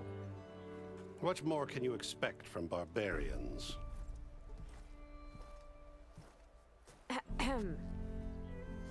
Ah. Aloy, was it? Yes. The one who cleared the valley for you? That Aloy. We appreciate your service. At least we are ready for the embassy to begin. Didn't you just give the signal? Both sides must signal readiness. Until the Tanakh sound their horn, we wait. Yea, for as the first shall be... Shut up. Why the delay? The Tanakh are a tribe composed of 3 clans. How many banners do you see? You're just gonna wait? Go find out what's wrong. Oh, this isn't some forgotten corner of the East where you come from, Nora. It's the Forbidden West. If you don't like it, run back to Meridian, file a complaint. The Meridian I saved, you mean? That's right. Nobody walks to the gate until the 3rd clan arrives and the Tanakh horn has sounded. Not even the savior of Meridian.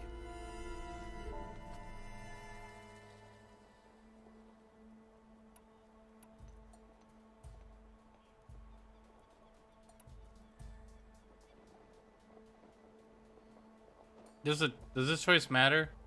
Because I want to do, you know what? Okay. Well, thanks, but I've waited long enough. It's time to go. Absolutely not. This embassy depends on diligent adherence to... You shall not! Keep telling yourself that.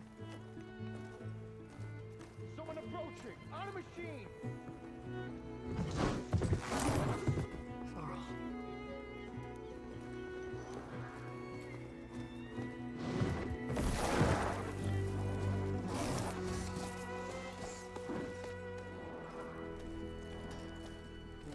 Open the gates, please. Do not let her through that gate! That is a direct order! Sorry, can't do it. Sir, it's the Savior! I don't care if it's the devil between herself. The gate stays sealed until that horn blows! I'm asking nicely. I don't know what to do. Hey, Varl. Hi, Aaron. What's happening? You know, the usual. Aloy wants something. People try to stand in her way. the It's not gonna work. Arrest her! I'd like to see you try. Supporting fire? Yeah, I'm locked and loaded. Hey, Nozar! You stupid bastard. You think you got the authority to keep that door shut in the Savior of Meridian's face? What do you think Sun King Avad is gonna do when he hears what you did? Promote you, huh? Let her through, boys. saving the world. Forget something back in Meridian? Look, Varl. It doesn't matter. Made it just in time.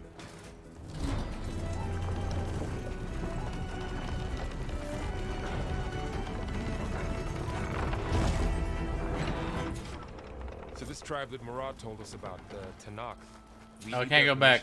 God, I hope that mission doesn't fail. I'll be upset. Do side quests fail?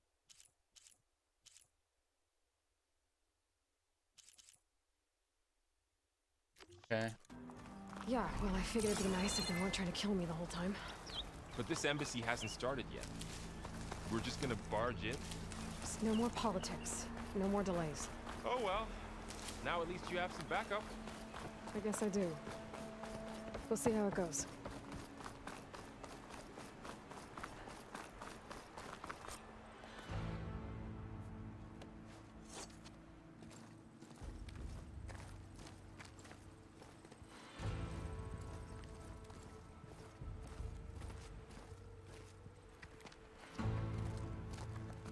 That is the line between East and West. Cross it and die. Hold on now. Let's take it easy. None may walk this valley until our signal sounds. That was our accord with the Karja. I'm not Karja. I came here on my own to ask for rite of passage. But they opened the gate for you, did they not? What is the meaning of this violation? Why send a child? Do they want to parley or not? The Karja can't be trusted. This is no. Forget the Karja. This has nothing to do with them. I need to go west to save lives. Maybe even yours. The only lives you can save are your own. By turning back. Now. Hold! She's telling the truth about one thing. She's not Karja. She's a Nora from the Savage East. And if she seeks to save lives, should we not listen? Let me speak to her. One last favor for a fellow marshal before he's taken away.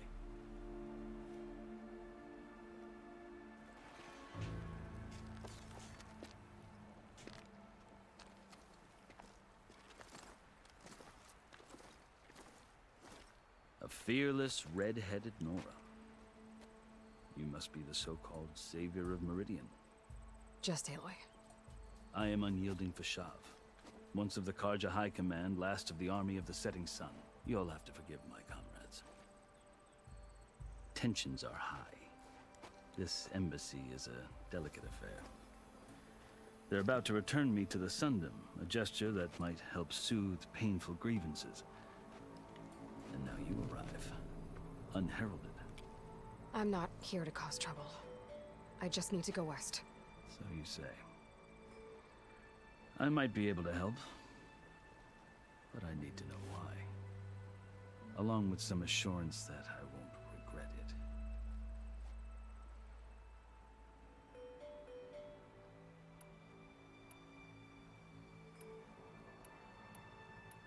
Yeah, I've never seen markings like those on a Karja before. The Karja see ink as decoration. For the Tanakh, it is much more. A litany of deeds. A record of vanquished enemies. Looks like you've vanquished quite a few. I've fought my share of battles. But I feel that my life, like my markings, is only half complete. This side shows my martial deeds. Before I die, I'd like to see the other half marked with the laurels of peace. How did you come to be among the Tanakh? It's quite a story, but not a quick one. Though I suppose neither of us is going anywhere before the embassy begins. Are you sure you want to hear it? I guess we have time. Very well. I marched with Sun King Jiran's raiders when they came west, hoping to moderate their worst impulses. I failed, of course. They committed unspeakable atrocities, stirring the Tanakh into action. When the clans overran our forward encampment at Cinnabar Sands, I I stayed behind to help the last stragglers evacuate, and was taken prisoner. I didn't make it easy for my captors, mind you. And they paid me back in kind on the journey to their capital. I lost so much blood on the way that I was white as a corpse when they threw me before Chief Hikaru. I thought I was dead for sure, so I resorted to desperate measures.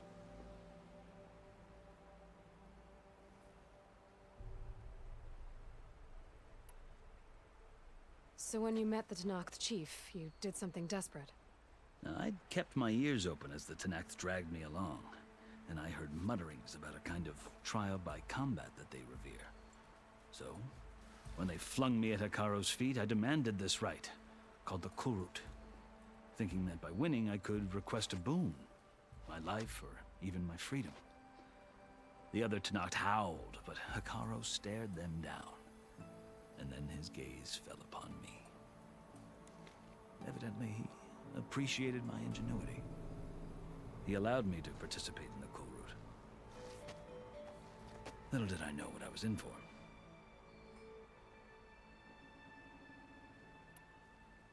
You said the Kulrut is a Tenakth trial by combat.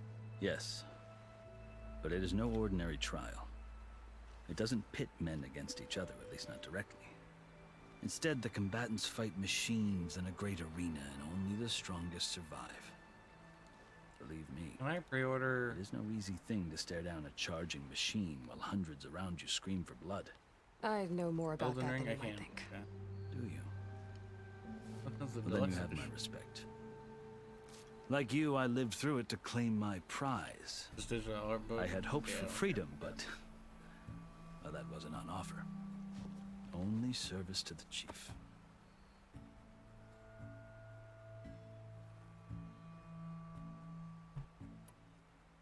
You wound up serving the Tenakth chief. The winners of the Kulrut must serve the chief as his marshals. You mentioned that word before. What does it mean? The word itself refers to a kind of protective spirit from the ancient past. In practice, marshals are Hikaru's roving lawgivers, part magistrate, part judge, part executioner.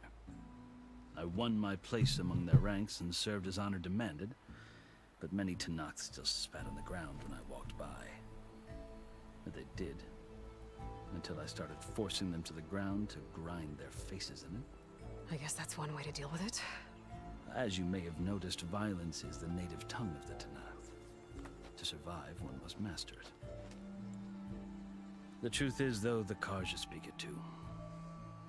More than they should. I can't blame the Tenakth for hating them.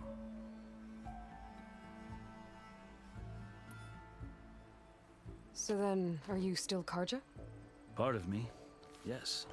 Always. Yet there is much to admire about the Tenakth. Especially their chief.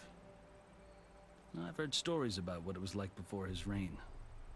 3 clans always at war, constantly slitting each other's throats. Hikaru and the marshals have crafted a delicate peace. And now he looks to the future. Who knows? Maybe that future will include cooperation with the Karja.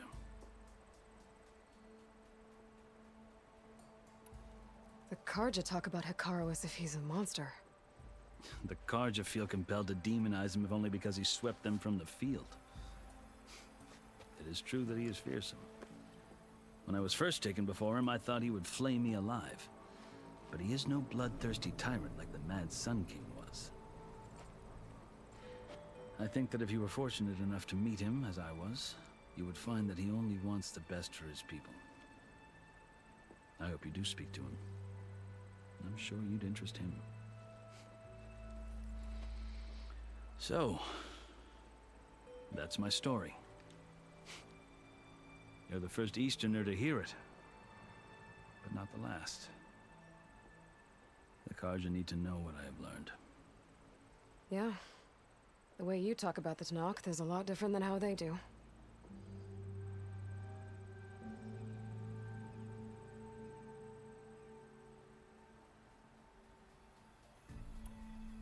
Are you glad to be going back to Meridian? Oh, I'll admit that I wouldn't mind sleeping in a feather bed or sipping wine from the southern vineyards. But I have another goal in mind. As someone who knows the Tanakh and the Karja, I'm in a unique position to advocate for both. If Sun King Avad is amenable, my hope is to establish a lasting peace. The Tanakhs don't seem that peaceful. They're not, as a rule. But these are difficult times. Chief Akaro knows that survival often requires change, even if that change means putting aside centuries of war. You asked why I need rite of passage. I'll tell you, but you won't like my answer. 6 months ago, the world almost ended in Meridian. That threat still exists. It's getting worse every day, much worse. Calling down storms, poisoning the water, enraging the machines. The source of it all has gone west, and I'm the only one who can stop it. I've seen the signs. And I've heard tales of incredible occurrences in Meridian, an army of demons vanquished by a red-haired champion. So I'm inclined to believe you. The burden of your task is written across your face clearer than any mark of mine. I'll grant you this, to serve as proof of your right to travel into Tanakh lands. A task so important, and it's just the two of you. Take it from one who aspires to be a diplomat. Allies are essential. Chief Akaro knows the West better than anyone. He may be able to help you. He can be intimidating to others, but don't let that deceive you. He is a man of his word. Maybe. If I need him.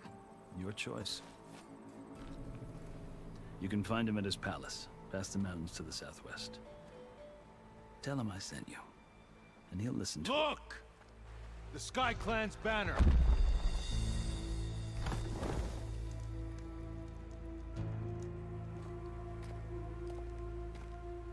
Marshals. It wasn't easy, but I brought the Sky Clan with me. And the commander? No. I could only convince a few. He isn't yet aware we left. We have banners from all 3 clans. If there are fewer from the Sky Clan, it can't be helped. He's right. Sound the horn. What's going on? Not all Tanakh can stomach the idea of parley with the Karja, but enough have come for us to begin. Then I'll be on my way. No! The other marshals will not permit it. You wanted safe passage, you have it. After the embassy.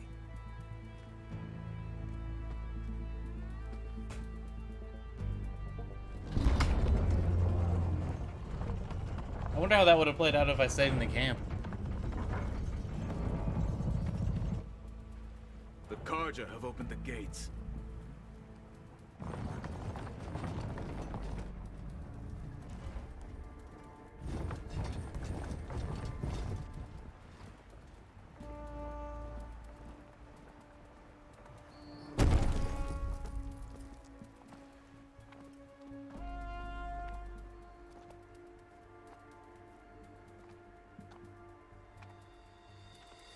As the sun rises over a land at war, so too can it set over a land at peace. Today is such... Hear me, marshals! You who claim to be Tanakh! Regala. Chief Akaro's biggest mistake. A rival whom he should have killed. You have forgotten that our people were born in blood. The blood of the Karja. Instead, you pledge your spears to a chief who conspires with the enemy. Akaro has betrayed us. The embassy is proof. And all of you marshals are his accomplices. For this, I condemn you to death. You'll need more than toothless threats to intimidate us. Exile.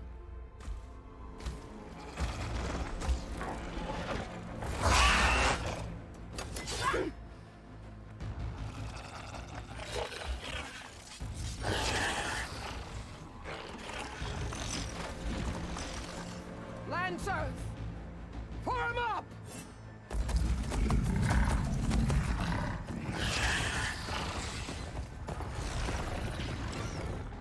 They're riding machines. Where'd they learn to do that? Silence. Vashav, come with us now, or not at all. Archers! Light them up!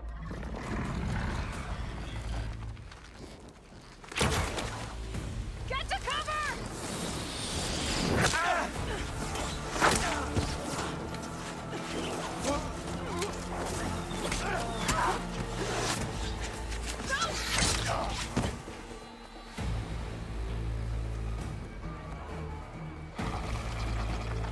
Archers! Keep them back!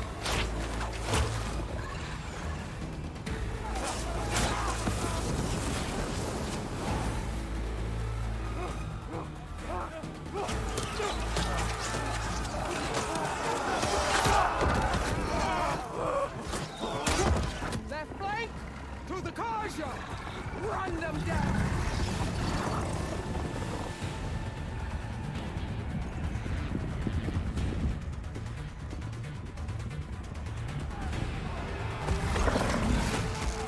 They're not gonna make it.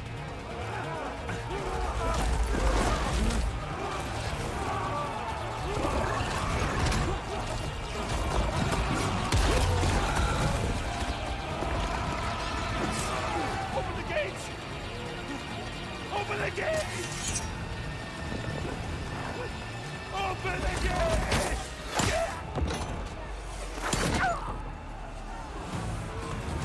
Kaja! Stand your ground! Fire at will! I don't have a shot!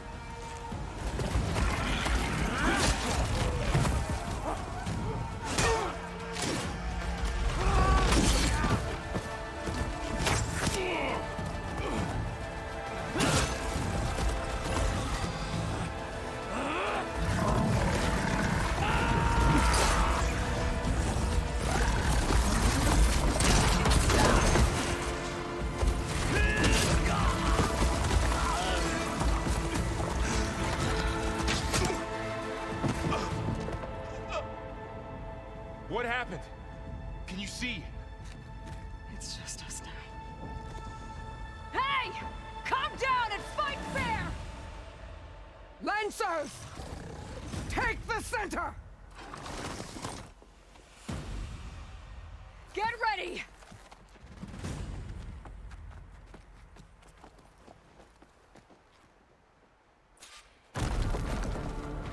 Stick to cover! Archers on the ridge!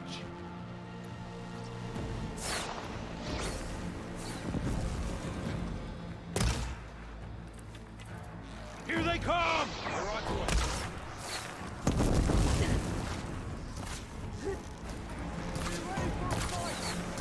We'll have to get through them! You fight without order! You need ammo?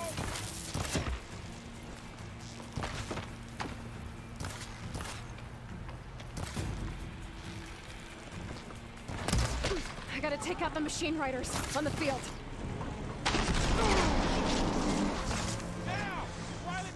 To the rider!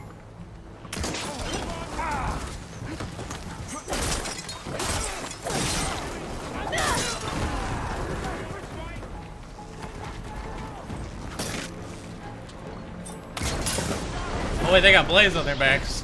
Oh yeah.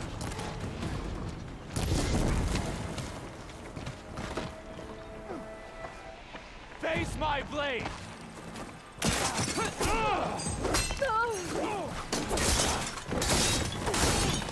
One more traitor's dead!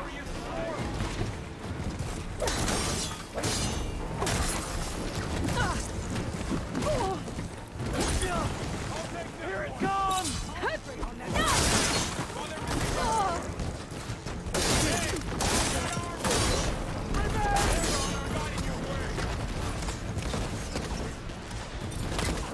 To the fight! Come on. Earn your marks today! No! One jump! Kaboom. That was a mistake, sir.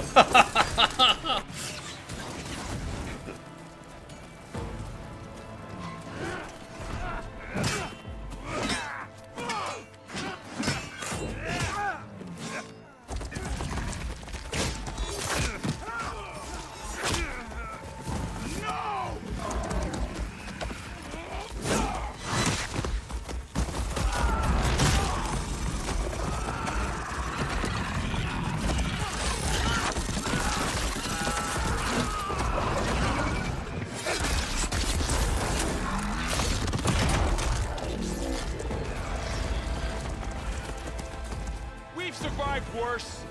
I'm on target. Got her now. Grenade at the ready.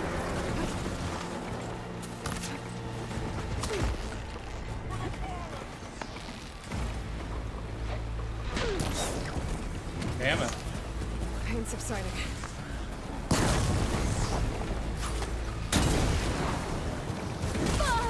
Ow.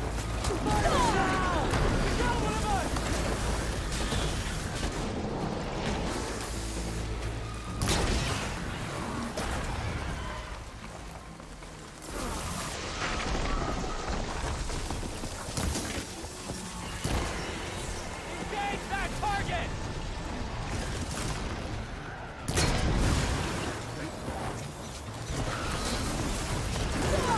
Didn't mean to start that. It's a ride. I ain't gonna lie. Oh no. Oh no, sir. Sir, what happened to you? Sir.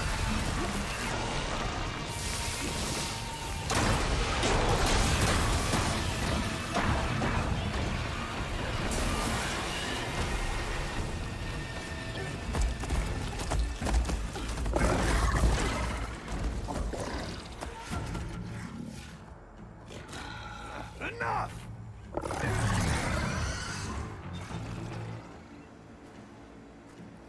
You, Outlanders! I'll skin you both! Chief, grant me the honor of this challenge.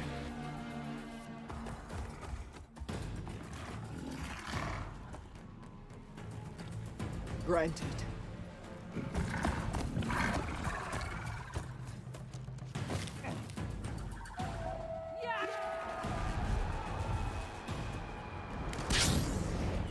Aim for the bushes? Oh.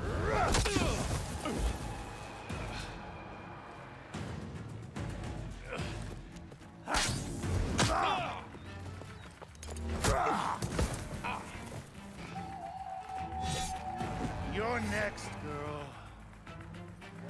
I've never seen a shield like that. Better scan it. I can break through a shield if I damage it enough.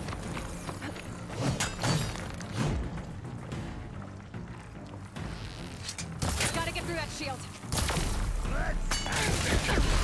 Jesus.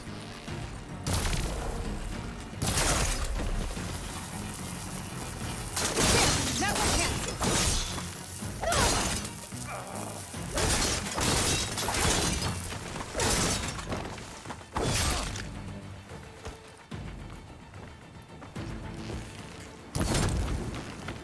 Think fast. Give it up! The shields are generated.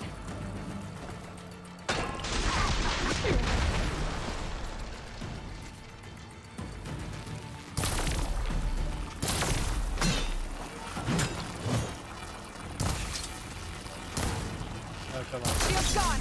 He's vulnerable.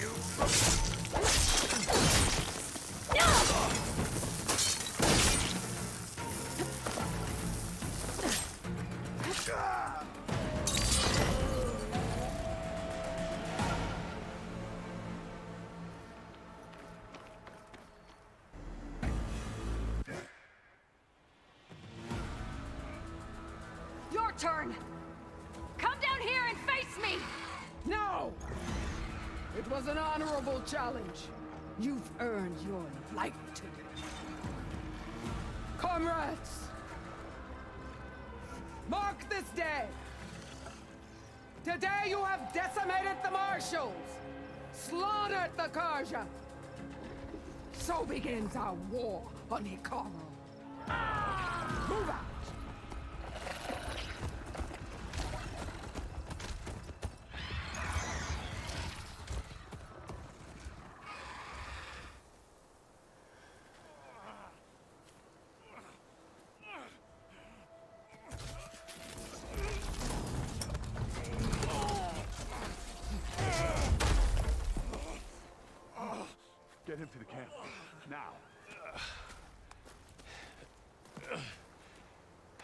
You gonna make it? You're going on without me, aren't you?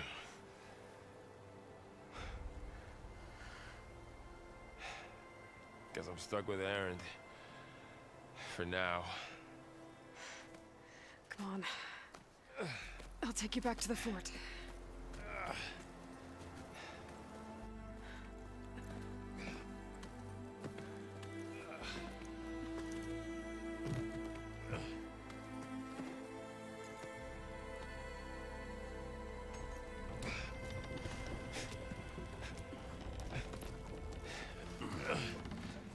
I got you.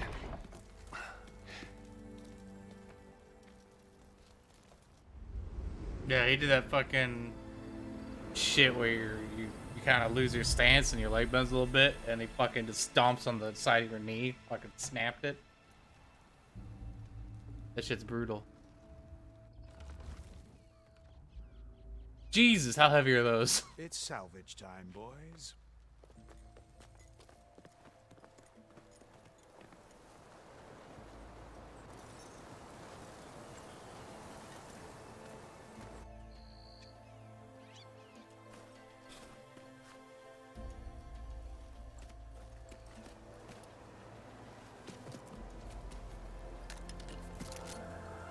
I don't think it can take a hit. I should be able to use it to glide.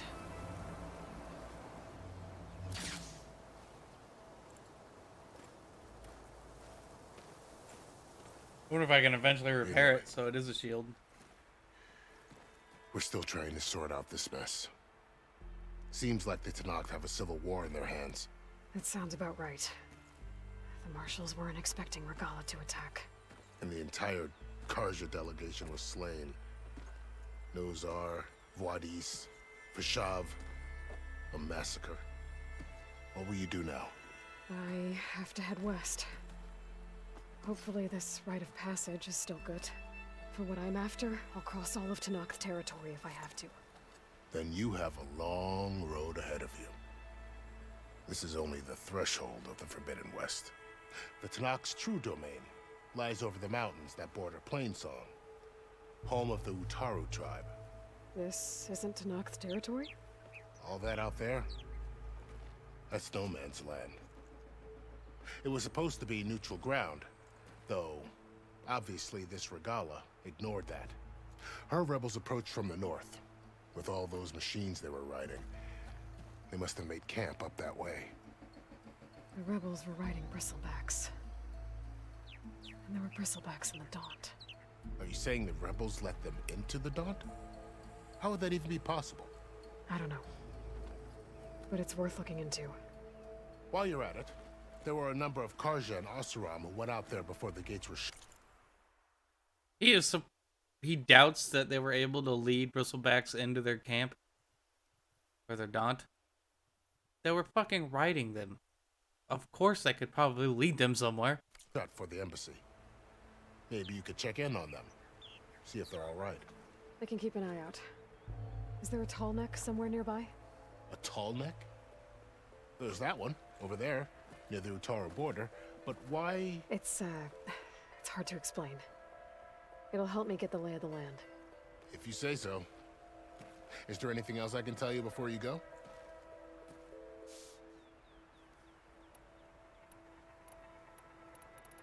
Do you think the Karja will take action against Regala? Seems like you'd have common ground with the Tenakth. An expedition of the Karja army into the west could be taken at the start of another invasion. Sun King Avad won't risk it. That said, we can't allow ourselves to be caught unaware by an attack like that again.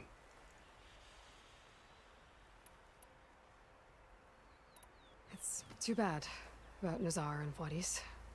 At least Nozar went down fighting. As for the Sun Priest, well, no one deserves to go out that way. I'll make sure they're given proper funeral rites. It's the least I can do. I'd need to be on my way. Then I wish you luck. The gates, and don't worry about your friends. We'll get them patched up.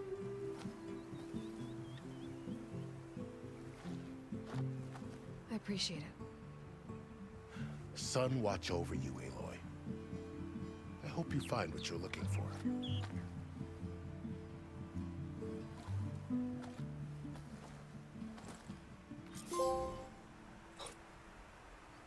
Awesome.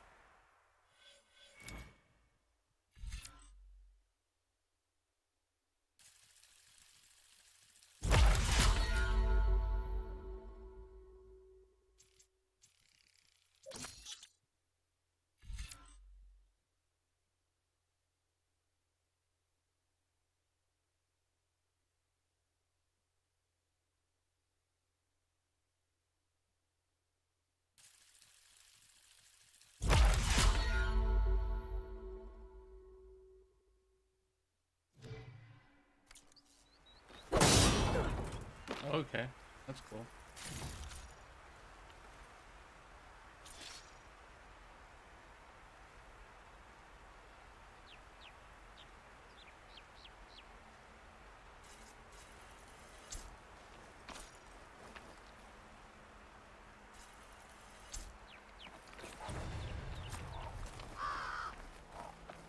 So, this is the Forbidden West. A whole new frontier to explore.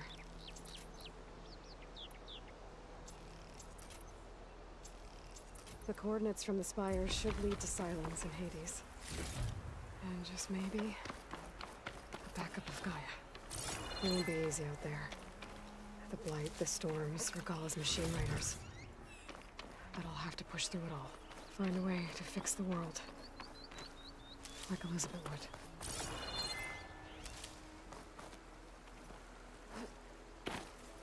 The woman who led the ambush, Regalla, had a lot of machines under her command. There's only one other person who has that kind of knowledge. Silence. But what's his angle? Why help to knock the rebels?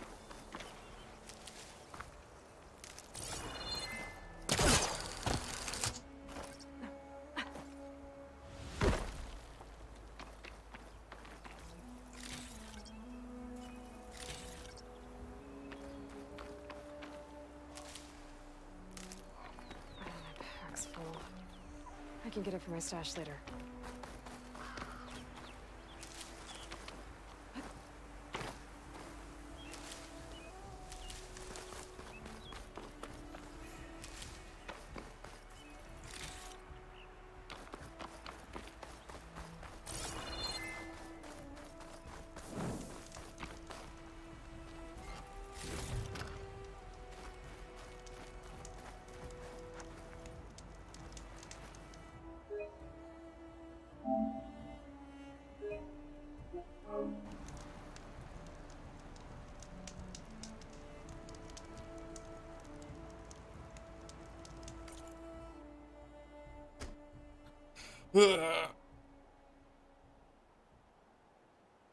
I think I'm gonna make some breakfast real quick. I'll be back.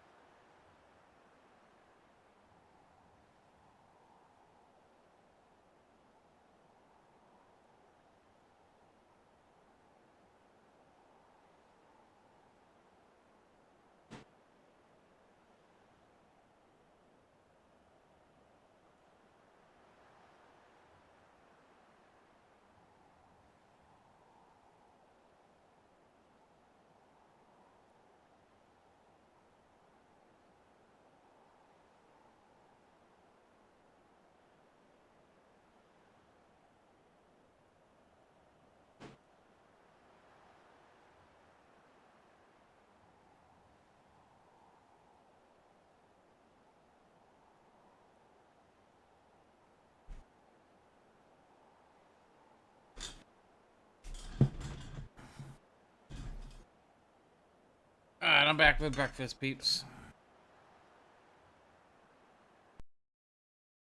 We're gonna get rid of that real quick.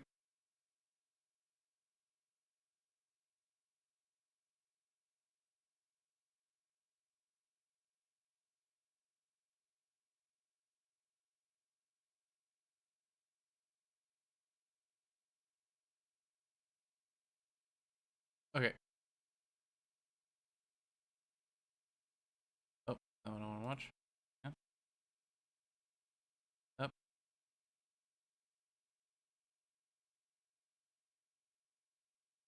YouTube might not like this, but we'll see. I hope Aunt Pat doesn't mind. I did not get his permission beforehand, but what is it? Game theory is it? But he has his newest, I think the final thing to.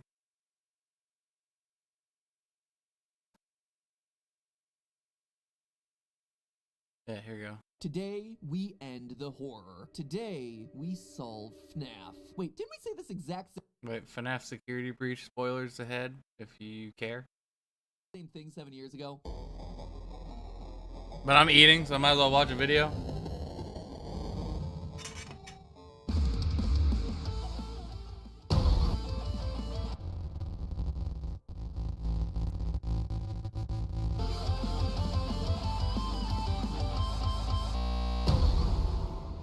Internet, welcome to Game Theory, the show that reminds you that if you click the like button hard enough, it'll summon DJ Music Man to your neighborhood for a block party. Go ahead, try it. Hit that like button. Didn't work? Have you tried clicking subscribe? I hear that sometimes works too. I guess you must not be clicking hard enough. I don't know what to tell you. Speaking of not working hard enough, aren't you tired of just plain boring merch? The kind that you buy and sure, it looks cool, but it just sits there on your body not doing anything interesting. Well, what if your merch was actually a puzzle? Introducing the world's first quest jacket. I know what you're thinking. A denim jacket isn't anything revolutionary, and you'd largely be right, except you'd also be missing one of the most crucial details. Those patches, they're not just any old D&D style patches, they're clues to help you solve a much bigger puzzle that exists inside of this thing. It's not just a jacket, it's the world's first ARG jacket. You heard that right, a world first. It's not every day that you create like the first of something, but to all my research, I don't think a product like this has ever existed. We've actually been working for the past 2 years to make something like this happen, working with garment manufacturers to sow secrets into places that they've never even thought about before. Obviously, I don't want to give too much away because part of the fun is letting you guys solve this for yourself, but we pulled out all the stops to give you a piece of clothing that you can actually experience. This thing is premium to the max, and if you manage to solve it, you get a special final patch to show that you are truly the puzzle master. So go ahead, head on down to the description and be a part of history. Grab yourself the first ever piece of ARG clothing and what will be the first in our series of quest jackets. Roll an investigation check to see if you've got what it takes. Today we finish milking,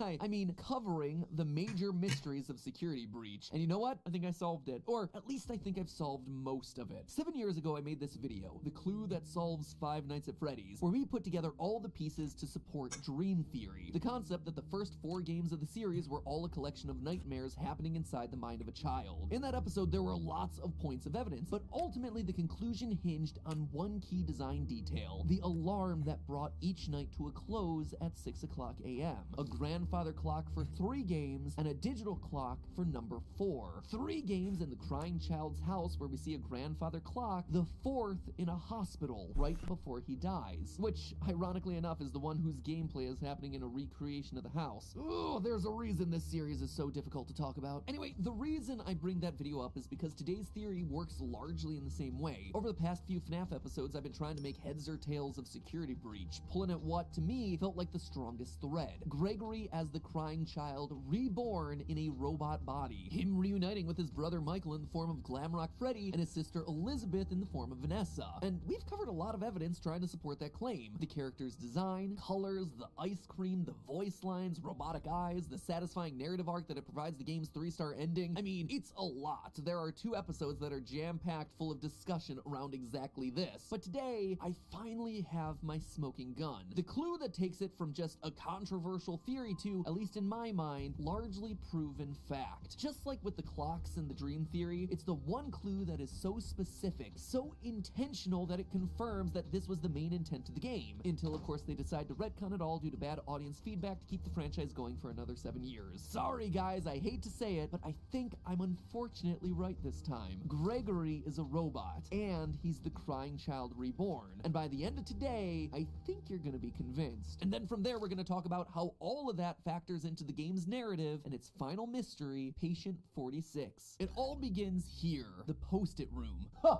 what? This is unexpected. After exploring the sewers to decommission Chica, Gregory winds up here, a room full of glowing staff bot heads and lots of post-it reminders on literally every surface. I mean, this thing is a flashing neon sign that says important lore here. And yet in online discussions, it's been largely overlooked because it's kind of sandwiched in the middle of the game, overshadowed by the animatronic spaghetti monster ending. And even though I knew that something had to be hidden in here, trying to figure it out was like finding a needle in a haystack. So what is this? What are we looking at here? I think it's pretty obvious. Yeah? Is it obvious, Matt? What is it? You get to a certain age. Uh-huh. And you gotta start taking notes. Post-it notes? Yeah, you just leave them around. Okay. But also there's robot heads. So with that incredible insight, I spent literal hours off camera trying to look at every single post-it note to make sure that I had the full picture. And the answer I got was, do not do that. Learn from my mistakes. It took me so long, only to discover that the game files had been dug up and the post-it textures were just there in 3 simple images. Thanks to Just X Font for uploading these to GitHub. Flush those hours of my life down the toilet. When you study these post-it textures, you actually realize that there are 3 phases to the post-it notes. One that's barely legible, another where the spelling and drawing improve slightly, and the final where they become nearly perfect. It looks like someone is trying to learn how to write and draw, slowly getting better over time. And it all begins here with a note written in binary. When you first enter the room, there's a cardboard box in the middle, which, if I were to guess, is Steel Wool trying to draw our attention to the most important post-it clues in what otherwise is a very crowded and busy looking room. On it, we get this binary string, which translates to, why is I? That's it. The grammar, I think, is intentionally bad because this is a computer coming into consciousness, asking the question, why am I alive? And doing it written in binary, the language of machines, computers, robots. Elsewhere in the room is more binary that translates to hide. Whatever this thing is, it's scared and it's confused. It hides until it can better understand what or who it's meant to be. The other illegible phase 1 notes here are random flashing thoughts, the sky,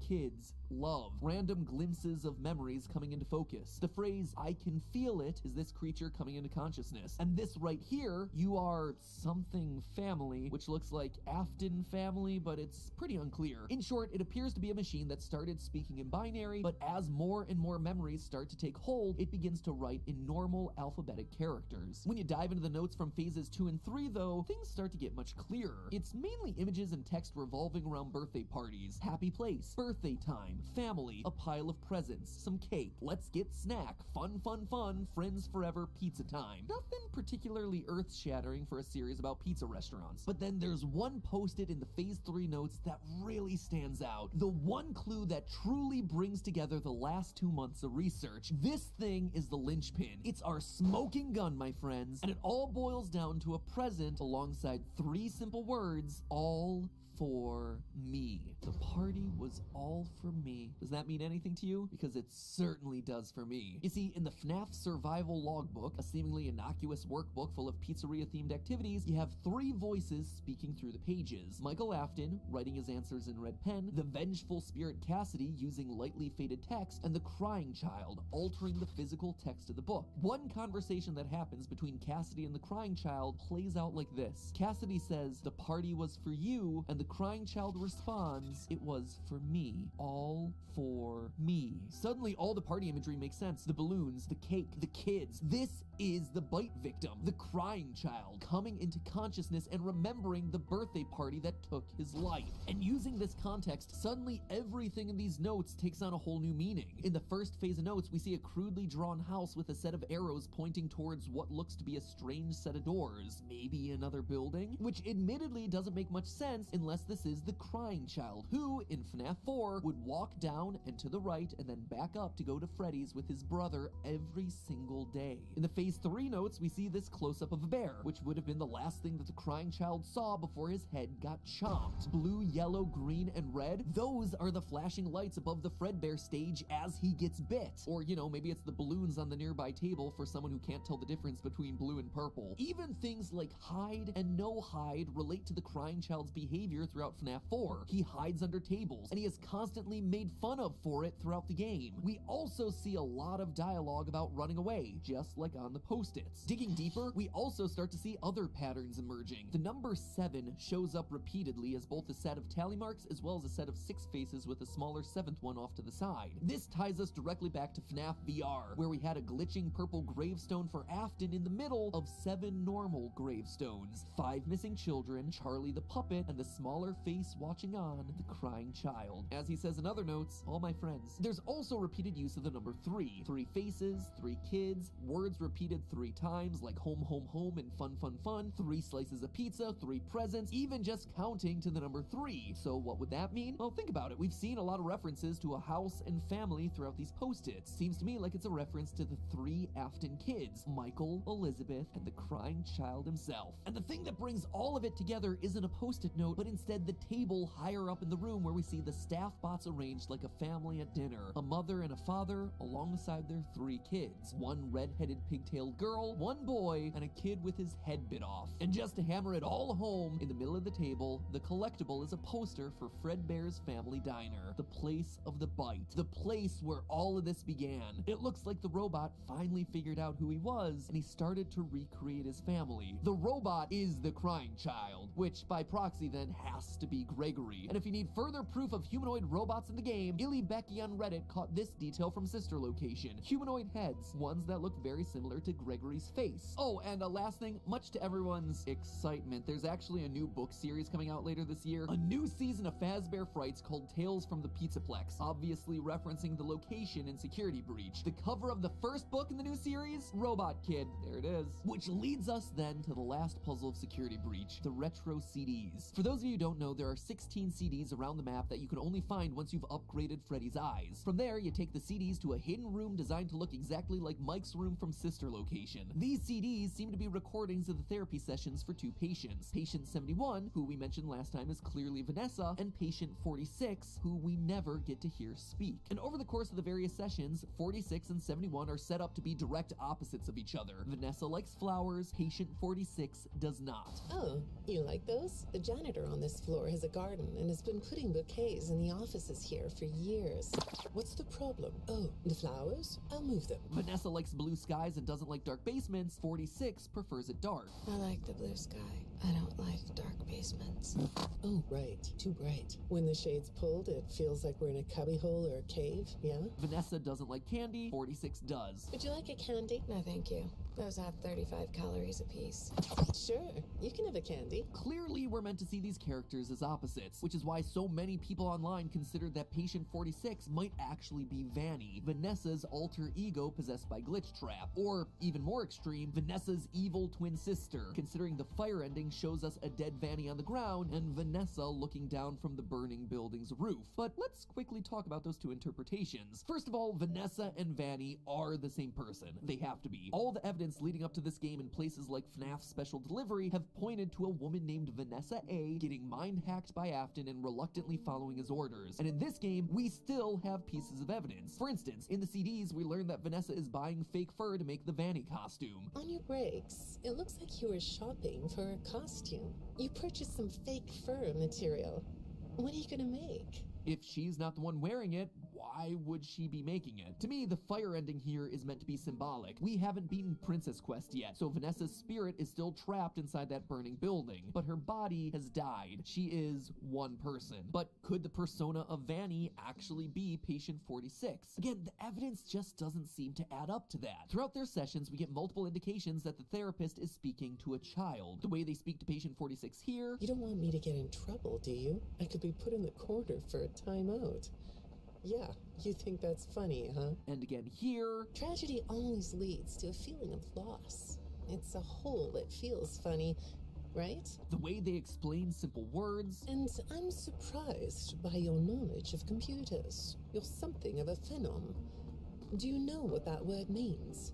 It means you have unusual skill, like a hacker. The way they point out that 46 doesn't fit into the chair. That chair doesn't really fit you, does it? They even mention the fact that they specifically work with children. You know, I work with people of all ages, from little kids to the very elderly. I understand that therapists would want to treat alters as they see themselves, but this just doesn't seem to fit. At no point do we get an indication that Vanny sees herself as a child. But now let's go back to what we assume we know about 46. They're a kid, they like the dark, they like candy, they're really good with computers.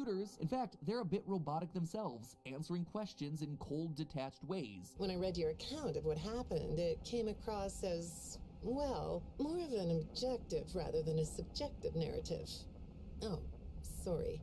You don't know what that means, do you? Here again, we get another example of the therapist having to explain a relatively simple word. Now, look at our post-it room. It's a dark cave underground, outright labeled as "This is my home." On the central cardboard box is a drawing of candy. And a robot would be emotionally detached and would also be great at hacking. Heck, the therapist does tell Patient 46 to write down their feelings. I suggested you write down exactly what made you so sad and scared. And if this room isn't an example of that, I don't know what is. Taking it one step further, if I'm right in saying that Gregory is indeed the robot that came into consciousness here, that's why he doesn't fit into the chair. He's a kid. That's also the reason Steel Wool couldn't let us hear 46's voice throughout these therapist tapes. It would give away the game. It would immediately take away the mystery of who 46 is, since we hear Gregory talk so much. But why would Gregory, a robot kid hiding out in the Pizzaplex, actively be seeking out therapy? He's not in a school of any kind, and he's not employed, so it wouldn't be mandated. What is going on here? Well, over the course of the 16 CDs, we listen as both Patient 46 and Vanessa visit a total of 5 therapists, all of whom are implied to have been mangled to death by machinery. But the deaths here aren't arbitrary. If you track the tapes, each therapist ends up getting killed off immediately after they start asking Vanessa about encrypted messages that she's been receiving from a mysterious figure. Your performance reviews are good, but a routine check of your online history has revealed that you spent quite a bit of time with someone in an encrypted conversation. We have transcripts, and I've read them. Dead the next session. The messages you're getting seem very manipulative in nature. You know who I'm talking about. Why won't you open up about it? These files are full of details about your life. Again, dead the next session. When the encrypted messages get brought up to 46, same thing. When I saw some of your recent encrypted conversation logs, at first, I thought I was looking at more examples of you just talking with yourself. Then I realized it was different.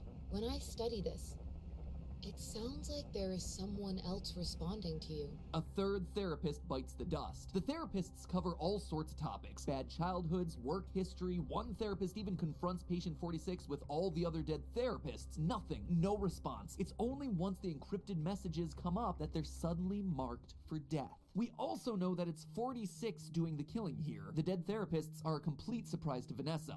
Hi. Go ahead. Sit down. I don't know you. What happened to... Oh, we'll get to know each other in no time. But to 46, it's just business as usual. Why did you lie? Why don't we come back to this another day?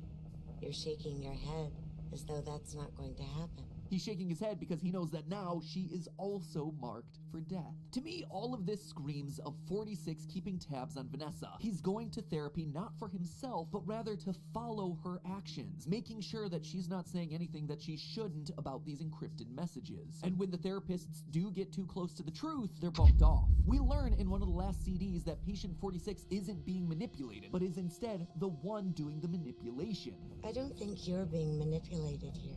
I think you're the one doing the manipulating. No comment? Huh? Putting 2 and 2 together would tell us that patient 46 is the one communicating with Vanessa. He's controlling her life for some reason. In fact, 46 appears to be the reason Vanessa is working at the Pizzaplex in the first place. One odd detail of the in-game messages is that Vanessa was not supposed to get the security job. In the message marked for deletion, we see that Vanessa's lack of security experience gets the interviewer to not recommend her for the job, and yet she's hired anyway, despite, as it says in another message, no prior qualifications. In both messages, we're told that it's an internal reference coming from the top that got her the job. Someone has brought Vanessa here for a specific purpose, and who better than a hacker that's clearly established to be in the Pizzaplex's emails? Patient 46, Gregory. In short, it looks like Gregory is manipulating the situation, determined to get Vanessa to work at the Pizzaplex, following her to all her mandated therapy sessions, and ultimately killing off anyone that gets too close to the truth. I mean, after all, Gregory is not opposed to using a bit of violence to get what he wants. We have to get these. We can upgrade you. He's also not opposed to lying about it. This upgrade, it was Chica's. Please be honest. How did you get it? When I was in the kitchen earlier, she fell into some sort of garbage smasher. Is she okay? Well, she's still functional. But why? Why is he going to all of this effort? Well, combine it with what we saw in the post-it room. There's a family reunion scene. Multiple post-its referring to family, the 3 siblings, their house. Remember what I said earlier? A robot has come into consciousness and is trying to reclaim what he lost, his family. He wants the family back together, and so he's doing everything in his power to make that happen. Using his hacking skills, he's managed to break into staff files, so he knows that there's something off about Vanessa. Maybe he even knows that his dad's consciousness is inside of her. He's also got his brother and Freddy and his dad in the basement. The family in this game is truly coming together again, reclaiming what Crying Child once lost. And that's it. That's the whole theory done. There are definitely no holes or flaws to anything I just said. Don't look any deeper than everything I just told you. All right, fine. There might be a few itty-bitty holes to all of this explanation, namely some of the info that we get from the last 2 CDs. If Patient 46 is Gregory, then why is he glitching the system to make all the animatronics scarier? If he lured Vanessa to the Pizzaplex, then why would he then be avoiding her throughout the game? Why would he be surprised to see Afton in the basement if he's trying to bring the family all together? There's also the mystery of the whole parent story. 46 is said to have good parents. None of what you said in your file about your parents was true. The truth is, you had great parents. A great childhood. Why did you lie? But how would records of good parenting exist for a robot who presumably had no parents? Or the Crying Child, whose records presumably would say that he was dead? Or even if you don't believe those theories, if 46 is Gregory and Gregory's just a homeless kid, that doesn't sound like he would have had a great childhood or any sort of home life. But the kicker, the one to me that makes this really difficult to explain, is this email that I had long forgotten about from FNAF AR. Strap in for this one, friends. Hey Ness, I hope things are good. I saw you ordered 3 lifelike human male rubber masks, and I was dying to ask what they're for. Sounds to me like a robot kid is confirmed, but it also sounds to me like Vanessa built it or gave rise to this robot kid. If so, then I ask again, why would Gregory be avoiding her throughout the game? I mean, the best I could come up with is that somehow Gregory escaped and is now convinced that Vanessa is trying to shut him down because of his rogue programming. I mean, it's not a bad idea, but then why would he be luring her to the Pizzaplex? It's like one half of each explanation works, but then when you try to connect it back with like the other half of the theory, they end up contradicting each other, which is really frustrating. There are 2 other options. First, the robot kid from the post-it room is entirely brand new, or the second option is it's someone that we never see in the game, Baby. Now, the first option of a brand new character, yeah, it's cool, I guess. I can't really speculate about that. It could literally go anywhere and solve everything. As for option 2, Baby, just like with Gregory, there are certain things that fit and other things that just don't. Baby, like Gregory, could want to put the family back together. Baby has always wanted to make Daddy proud, so she'd be quite happy to kill off therapists that got too close to the truth, just like we see with 46. And she would willingly spread the Afton virus to make the animatronics scary in order to bring Daddy back. If she's using illusion discs, or if she acts like she does in the books, then it's possible that she'd be able to take the form of a child and make up a backstory. She's also a character that canonically loves disguises, just like Patient 46. It reminds you of a mask? Like a disguise? Yeah, I can see that. You like the idea of being disguised? Disguises let you be sort of invisible role, don't they? There's also a line about the therapist being able to see patient 46's eyes. That's better. On this side of the desk, I can see your eyes. And we know that Baby's eye color has always been an important detail in the past. But as with Gregory, there are still a number of holes with this line of thinking. Baby/Elizabeth likes flowers. Patient 46 doesn't. We also know Baby hates being in the basement of Sister location. So then why, as patient 46, would she prefer to live in a cave rather than blue sky? In short, as I wrap up my overall coverage of Security Breach, I guess I gotta summarize it like this. This game is frustrating from a lore standpoint. Smaller questions like Glamrock Bonnie and Golden Freddy, yeah, those are pretty easy to answer. But when it comes to what this game was actually about, no one theory actually solves it all in a clean way. There are references to every corner of the FNAF universe in here, but as a result, nothing fits cleanly together to solve everything. There are pieces that always dangle or always contradict something else. Do I think the crying child is here based on the post-it room? Yes, absolutely. Is he Gregory? I mean, right now, I think that he's our best option. Is he also patient 46? It seems like he's trying to be, but there are just a lot of holes there. And there are holes in the Baby theory too. And that honestly just leaves the option of a mysterious third party pulling the strings behind the scenes, which on one hand would be welcome. I'd love to see a new character inserted into this lore. But on the other hand, it also feels unsatisfying because it's like, well, that came out of nowhere. This franchise has never operated like that, so it feels weird for it to start acting that way now. Individually, small pieces of the mystery make sense, but when you take a step back and look at the wider lore of this series, how it connects to other games, how it connects to the wider story arc that's been created, that's when things start to fall apart. And I think that is what is so frustrating with this title. So that's what I'm left with. Let me know what your thoughts are. Are you seeing things that I'm not? Hopefully it at least sparked some ideas in your head. And hey, if it did, you can let me know live right now. I am officially live with other members of Team Theorist, other FNAF tubers, all of us covering things about this game. My hot takes on the Security Breach lore, other theories that we haven't covered yet, and of course, just generally chatting about what we thought of the game, where we think the franchise is going, and what we predict will be the upcoming DLC. Nothing is off the table, friends. So if you have FNAF theories yourself, I'm wondering too, because I don't know if you know anything about Security Breach. There's the room where you upgrade Freddy. There's like containment rooms around it. Like there's a big upgrade room in the center, and then there's containment rooms on the outside. One of them, they're all relatively small access to get into, going up. Then one of them says level 10 access, which we're led to believe is the highest access. And you can get in it just by walking around. Something has broke out, it broke the wall. So something was in prison there and broke out. And that's not in anybody's theory. I haven't heard anyone mention it. And I saw it in like Markiplier's playthrough, I think. Was it Markiplier? No, probably MatPat's playthrough. I don't think he mentioned it. He made a joke about it. Or someone did when I was watching him. I'm gonna tweet at MatPat. Actually, I could probably just comment on the video.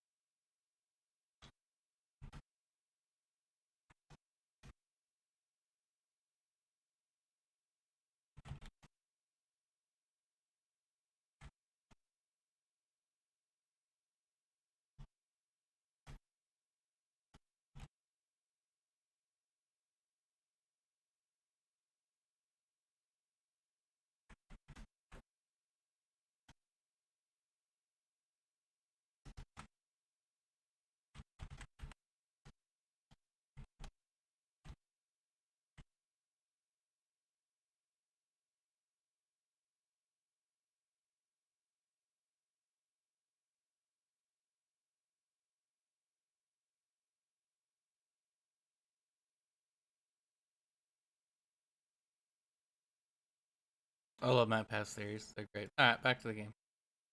Boop. Gotta get rid of this audio thing. This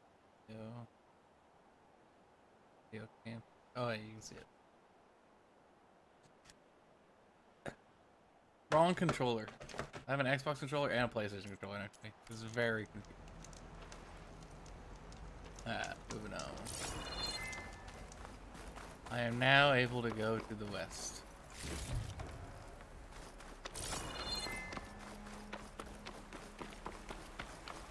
Good spot to test the shield wing. If I climb down, then I can glide.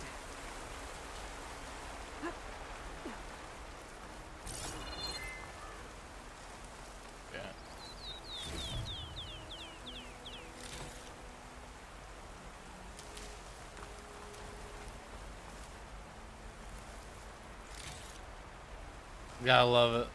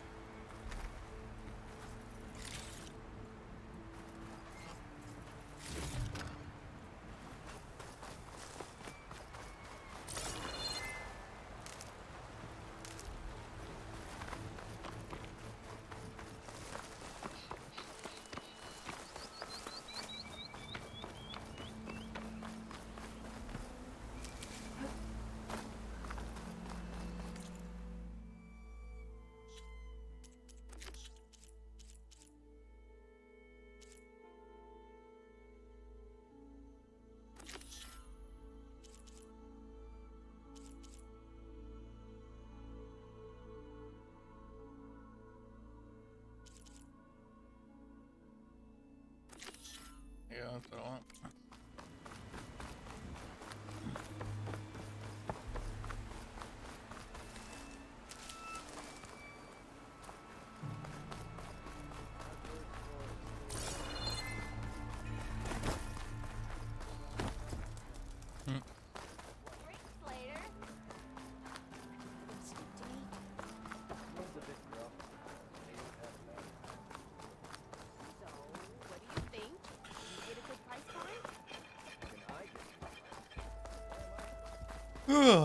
Excuse me.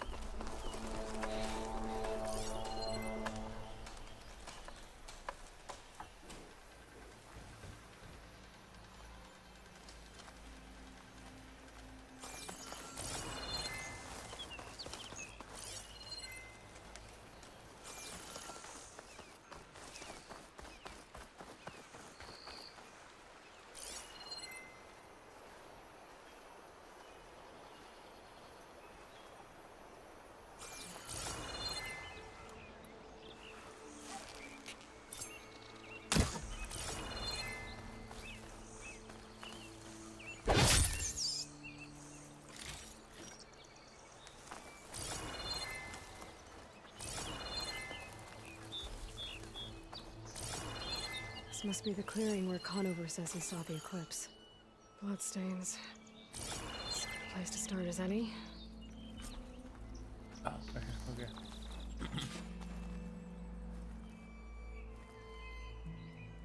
Pretty sure this is where Conover killed that guard. Maybe my focus can tell me if there really was a third person here.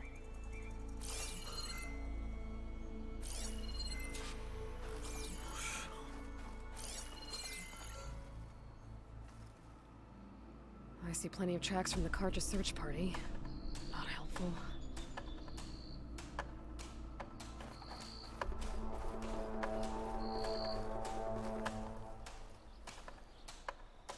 Broken branches.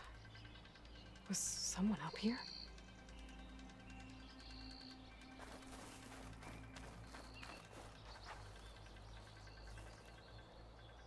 Faint tracks leading away from barren light. I should be able to follow them with my focus.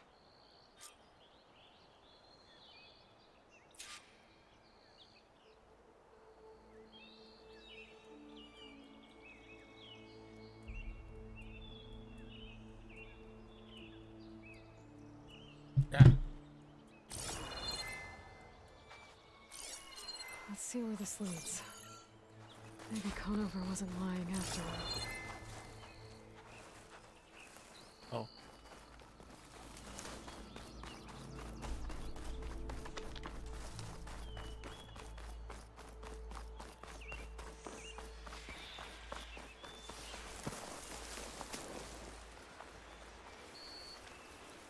Lost the trail. There's too many machines walking around. Maybe I can pick up the tracks once I'm past them. Can't override that now. Need to get data from the cauldron if I can find one.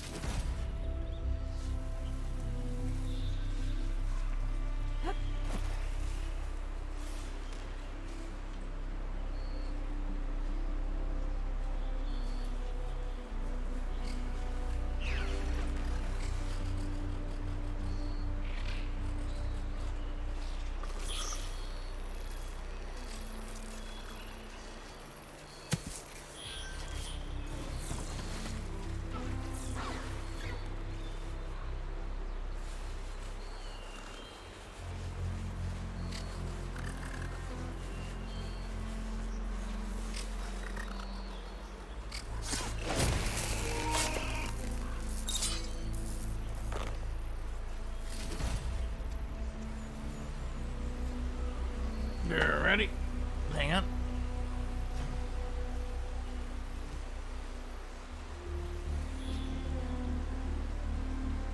Ain't low no more. Now it's connected to the wall.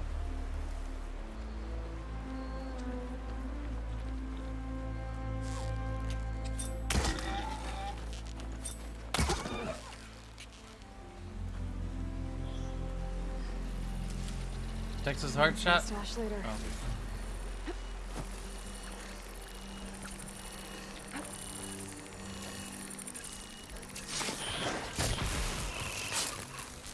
Should be easy to follow the trail up ahead now.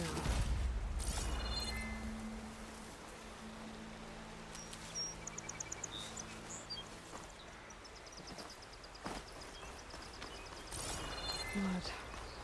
A lot of it.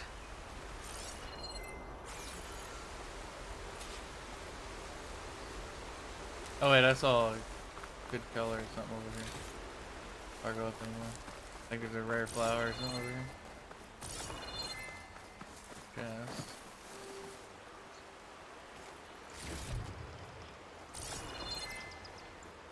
That's where I saw purple. I was first sneaking around. That might have been what I saw over there. Okay.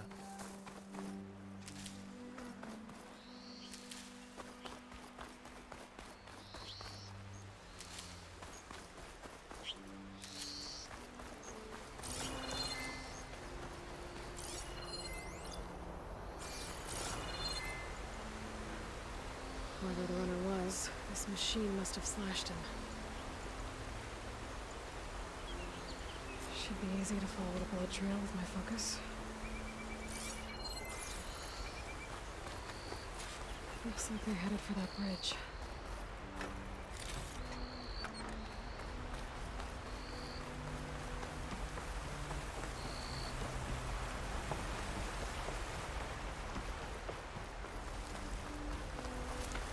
Someone set up a lookout down here.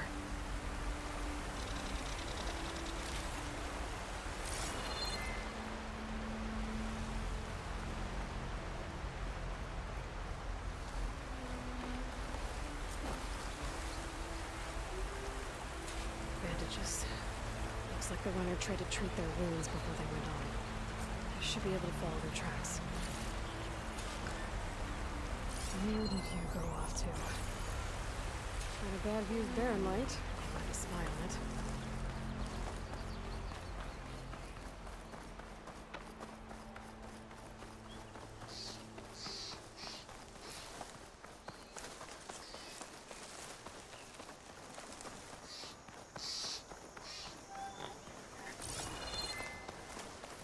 The trail ends here. Must have climbed up to that cave.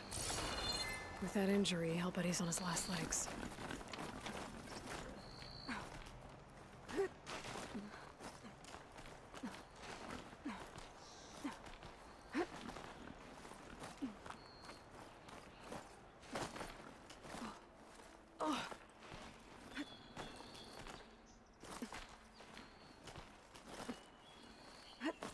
Be careful not to let this stain my hands. This looks like a good place for someone to hide.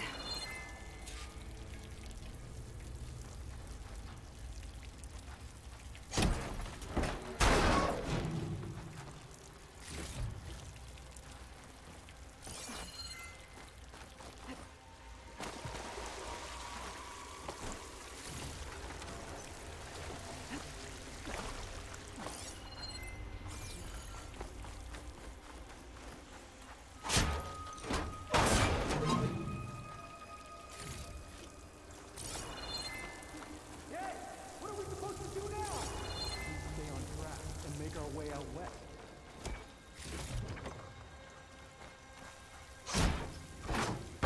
You can give up now. These are ugly. We have to find Ezra. In his shadow, we will find strength. I say we kill the lion. Send this to my Take stash. on a whole garrison. Won't be easy. We don't know Larvik's dead. He hasn't shown at the rendezvous point. So either that fool guard killed him, or he's lost his nerve. We'll just have to blast our way through the gates. And then what? Rayad was our only link to Vezra, and now he's dead too. We'll track Vezra if we have to. But first we have to get past Barren Light. Next change of guard, we go in fast and loud. Conover was right. I have to stop them before they hurt anyone else. Soon we will march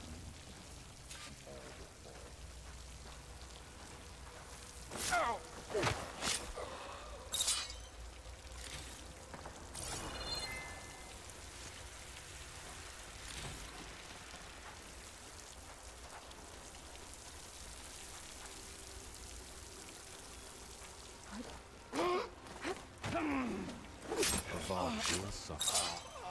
How did I just scream?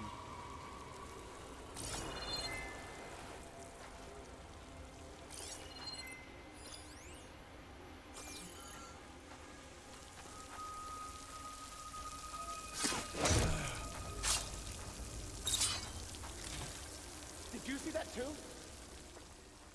Let's check it out. It's the Outlander! Aloy! You shouldn't have done that! Forgot you can't block.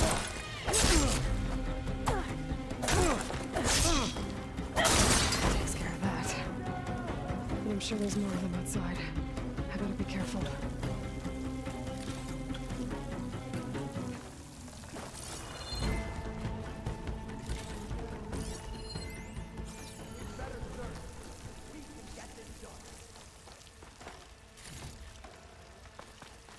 Quickly! Over there! Get over there! Get back! Now! Oh no!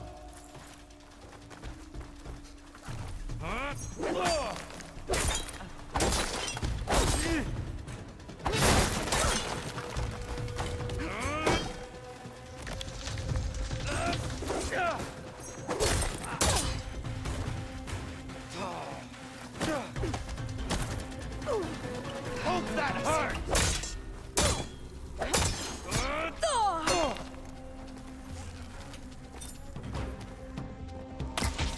Avenge the shadow! That takes care of that. It sounds like there's more Eclipse beyond the Daunt. If this Rayad was their only link to them, he might have a focus. He could tell me where they are.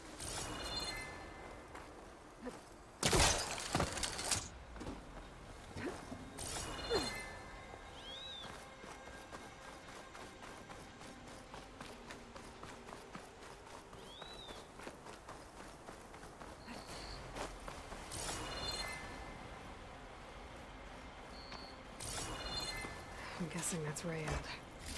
Blood trail must have been his. He bled out trying to get here. I was right.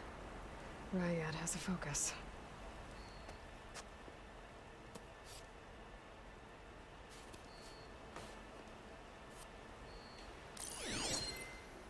Loyal Eclipse.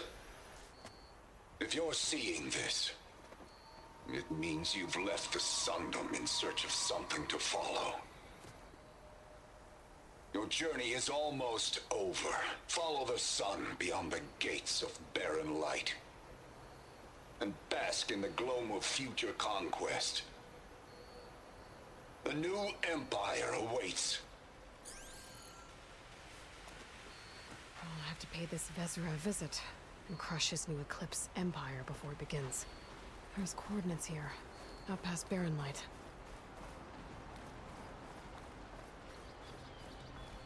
Ryad's mask should be enough to prove Conifer's innocence. I better take it back to Barren Light.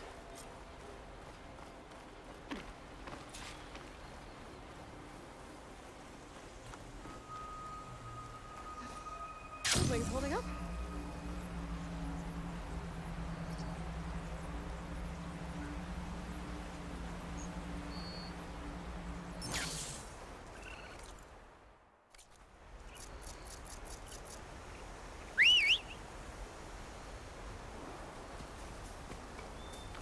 When we fought the Eclipse back in Meridian, I thought that'd be the end of it. Guess I was wrong.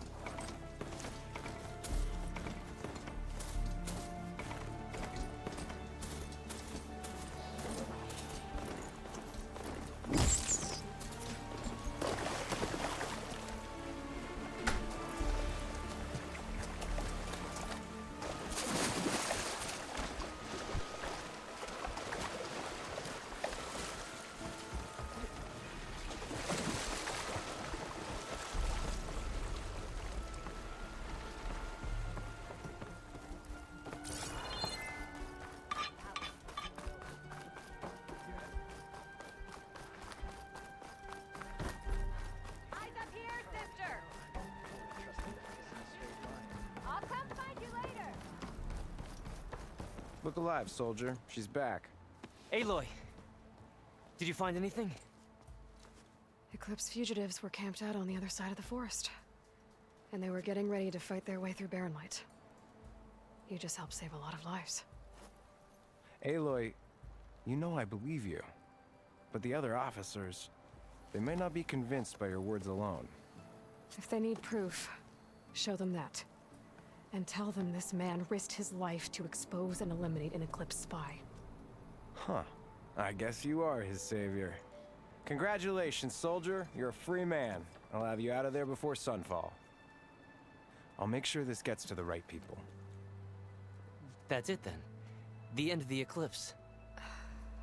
Almost. The trespassers you mentioned, the ones who got through Barren Light weeks ago, their leader's dangerous.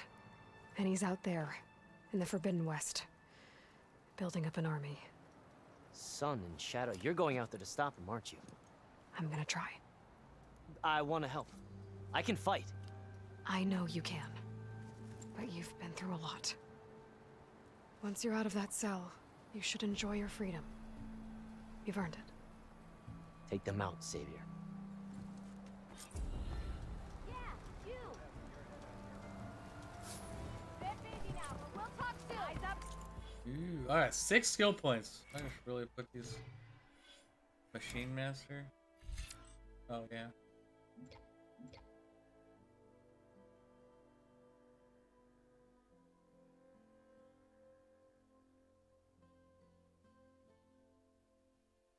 Actually, I like that.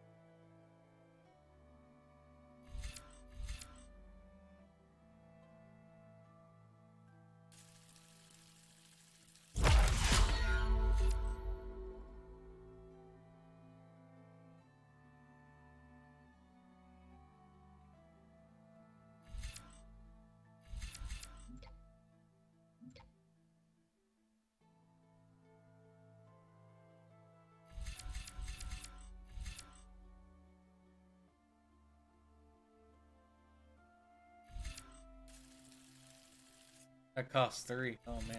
Okay. You know what? I like it though.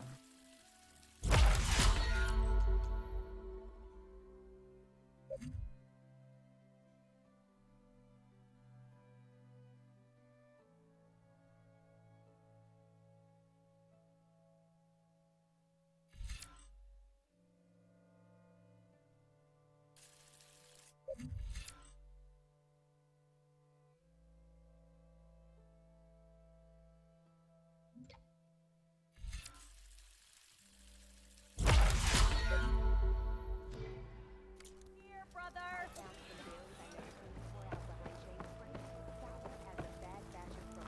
How goes it, Hammerhead?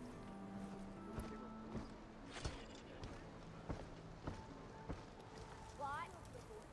Ho there! Hope to catch you soon. Hey. You're as red as a Karja priest, and why is that, huh?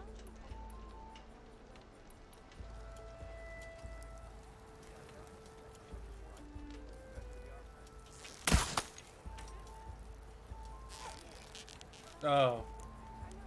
Say hi to your sister for me. Got somewhere to There's be. 1. Sorry. There's 3. That's actually really cool. I like that. I like that ability. What am I doing? Boop. Alright. Side quests. Side quests. Fill me all of them side quests. Put out coordinates. That is far away. This is closer. We'll do that one. Oh, hi! Make this happen, I'll keep your gear in shape for the rest of your life. Careful there.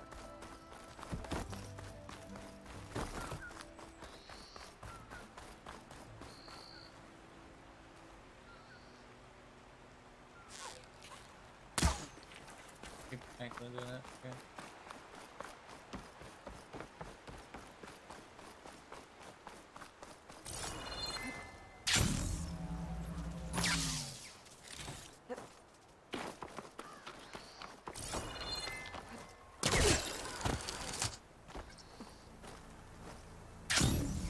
Yeah.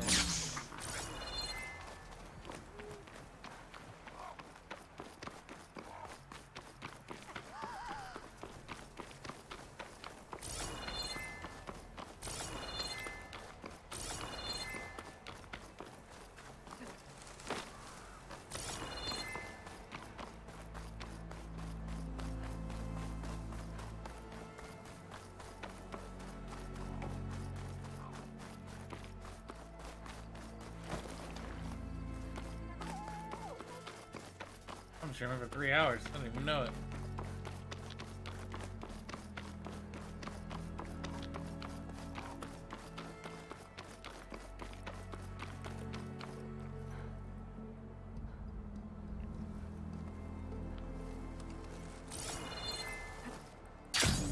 Some kind of outpost. Perhaps. That might be where Regala's keeping her machines. I need to find a way to get in there. I could scan the area to see what I'm up against. And...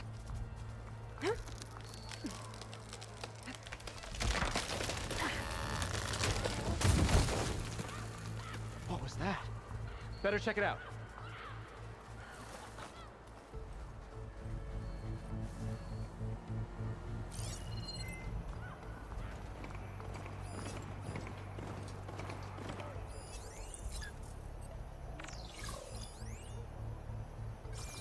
Ah, that old tree finally decided to fall.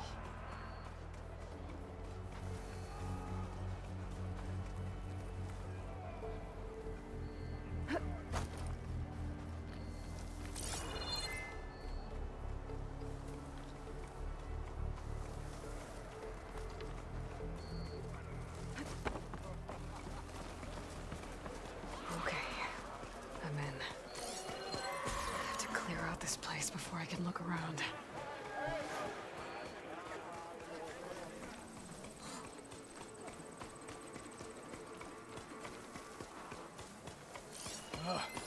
Why did we have to stay behind to guard tame machines? We should be out there fighting. Someone needs to keep an eye on them. Regala will run us through if we lose any more. It wasn't our fault. The ground opened up out of nowhere. Huh. See if she cares for that excuse.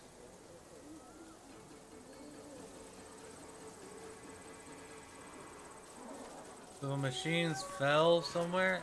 That might be a hint. I might be able to go underneath somewhere and rip the floor out from underneath the pins.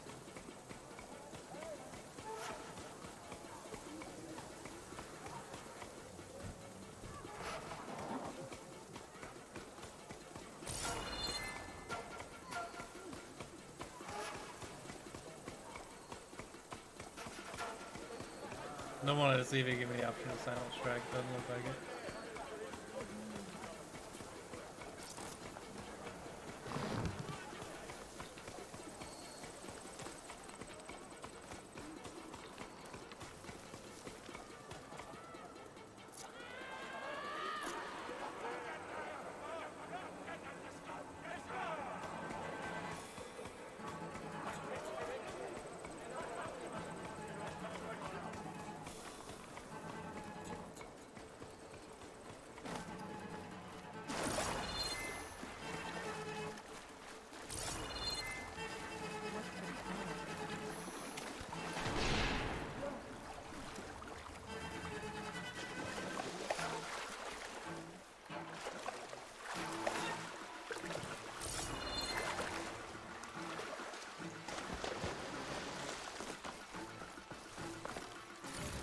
Ugh, water in my boots.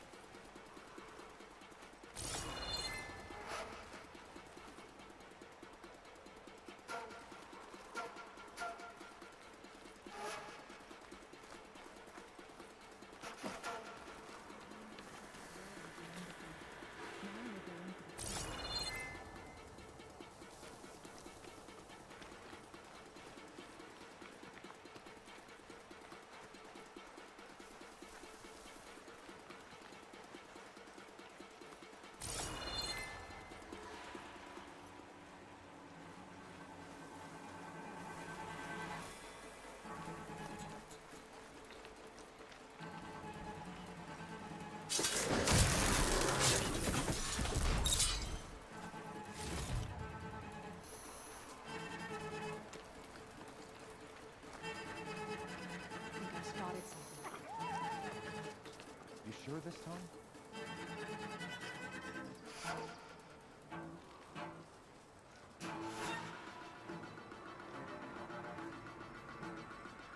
You guys in for a scrap? Because it's coming. I can't see anything here. Nothing to see here. This Anything is to report? Tired, gone, hungry. Another day in the rebellion.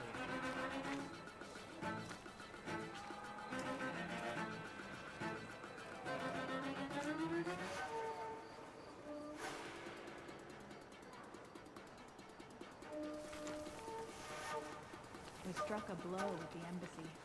Now we'll go into the Plat.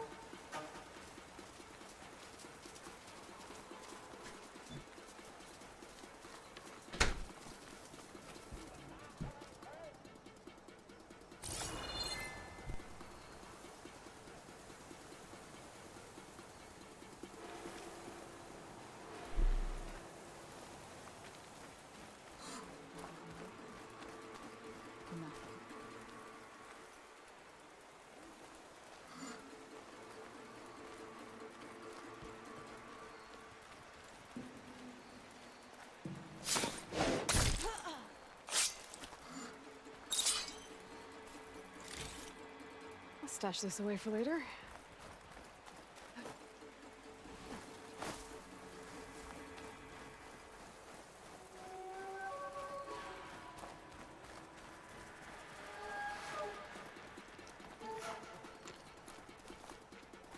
Oh, I have no idea. Hang on.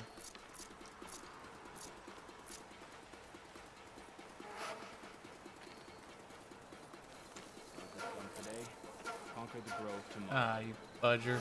Budger. Alright, let's get that rumor.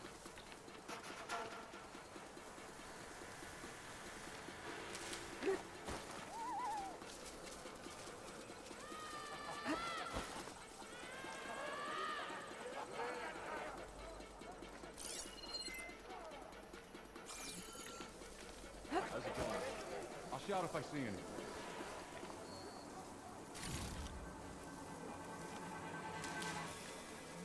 That might be the guy I knocked off his charger or whatever.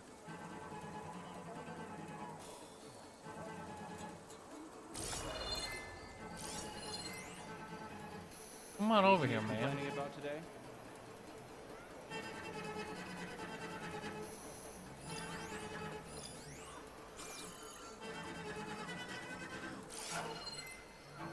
It's weak against shock.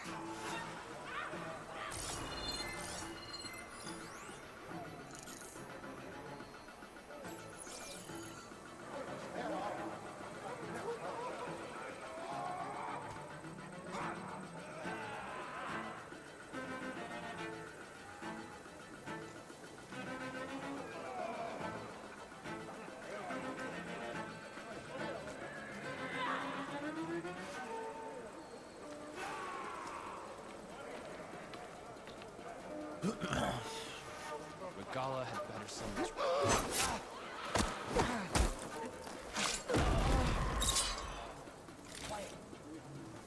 I think I saw something. You'd better check.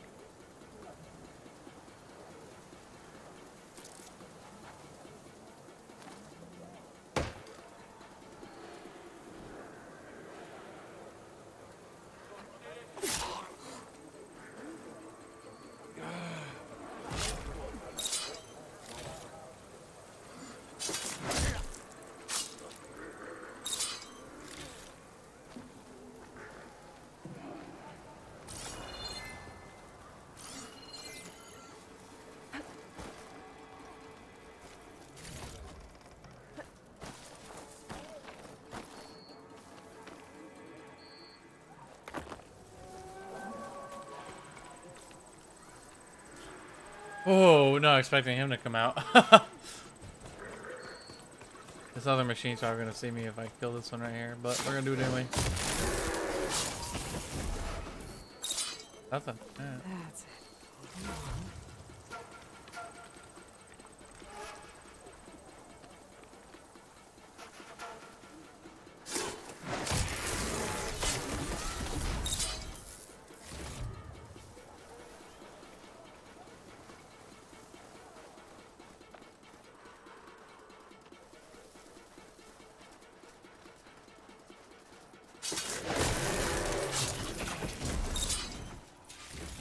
hens, not that many machines. Where'd they all go? Better check in that cave. A drawbridge. Might be my way across. That's one half of the bridge. How to drop the other side.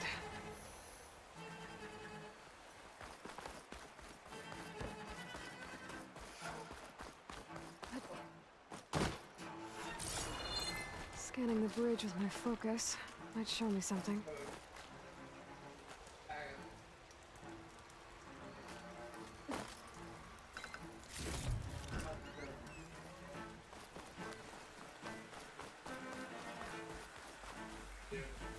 You're good. There. Bridge is down.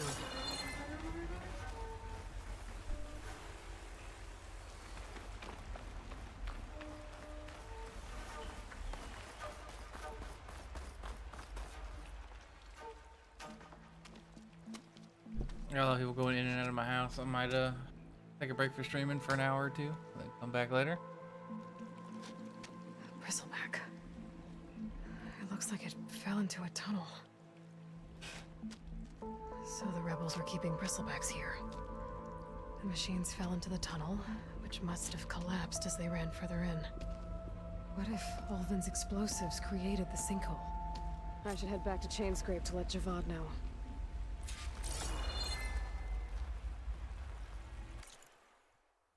Nah, this is over. Alrighty. Like I said, I'm going to end the stream here. I'll be back on in probably an hour or two. I might play something different. Might be some Phasmophobia with girls. I don't know.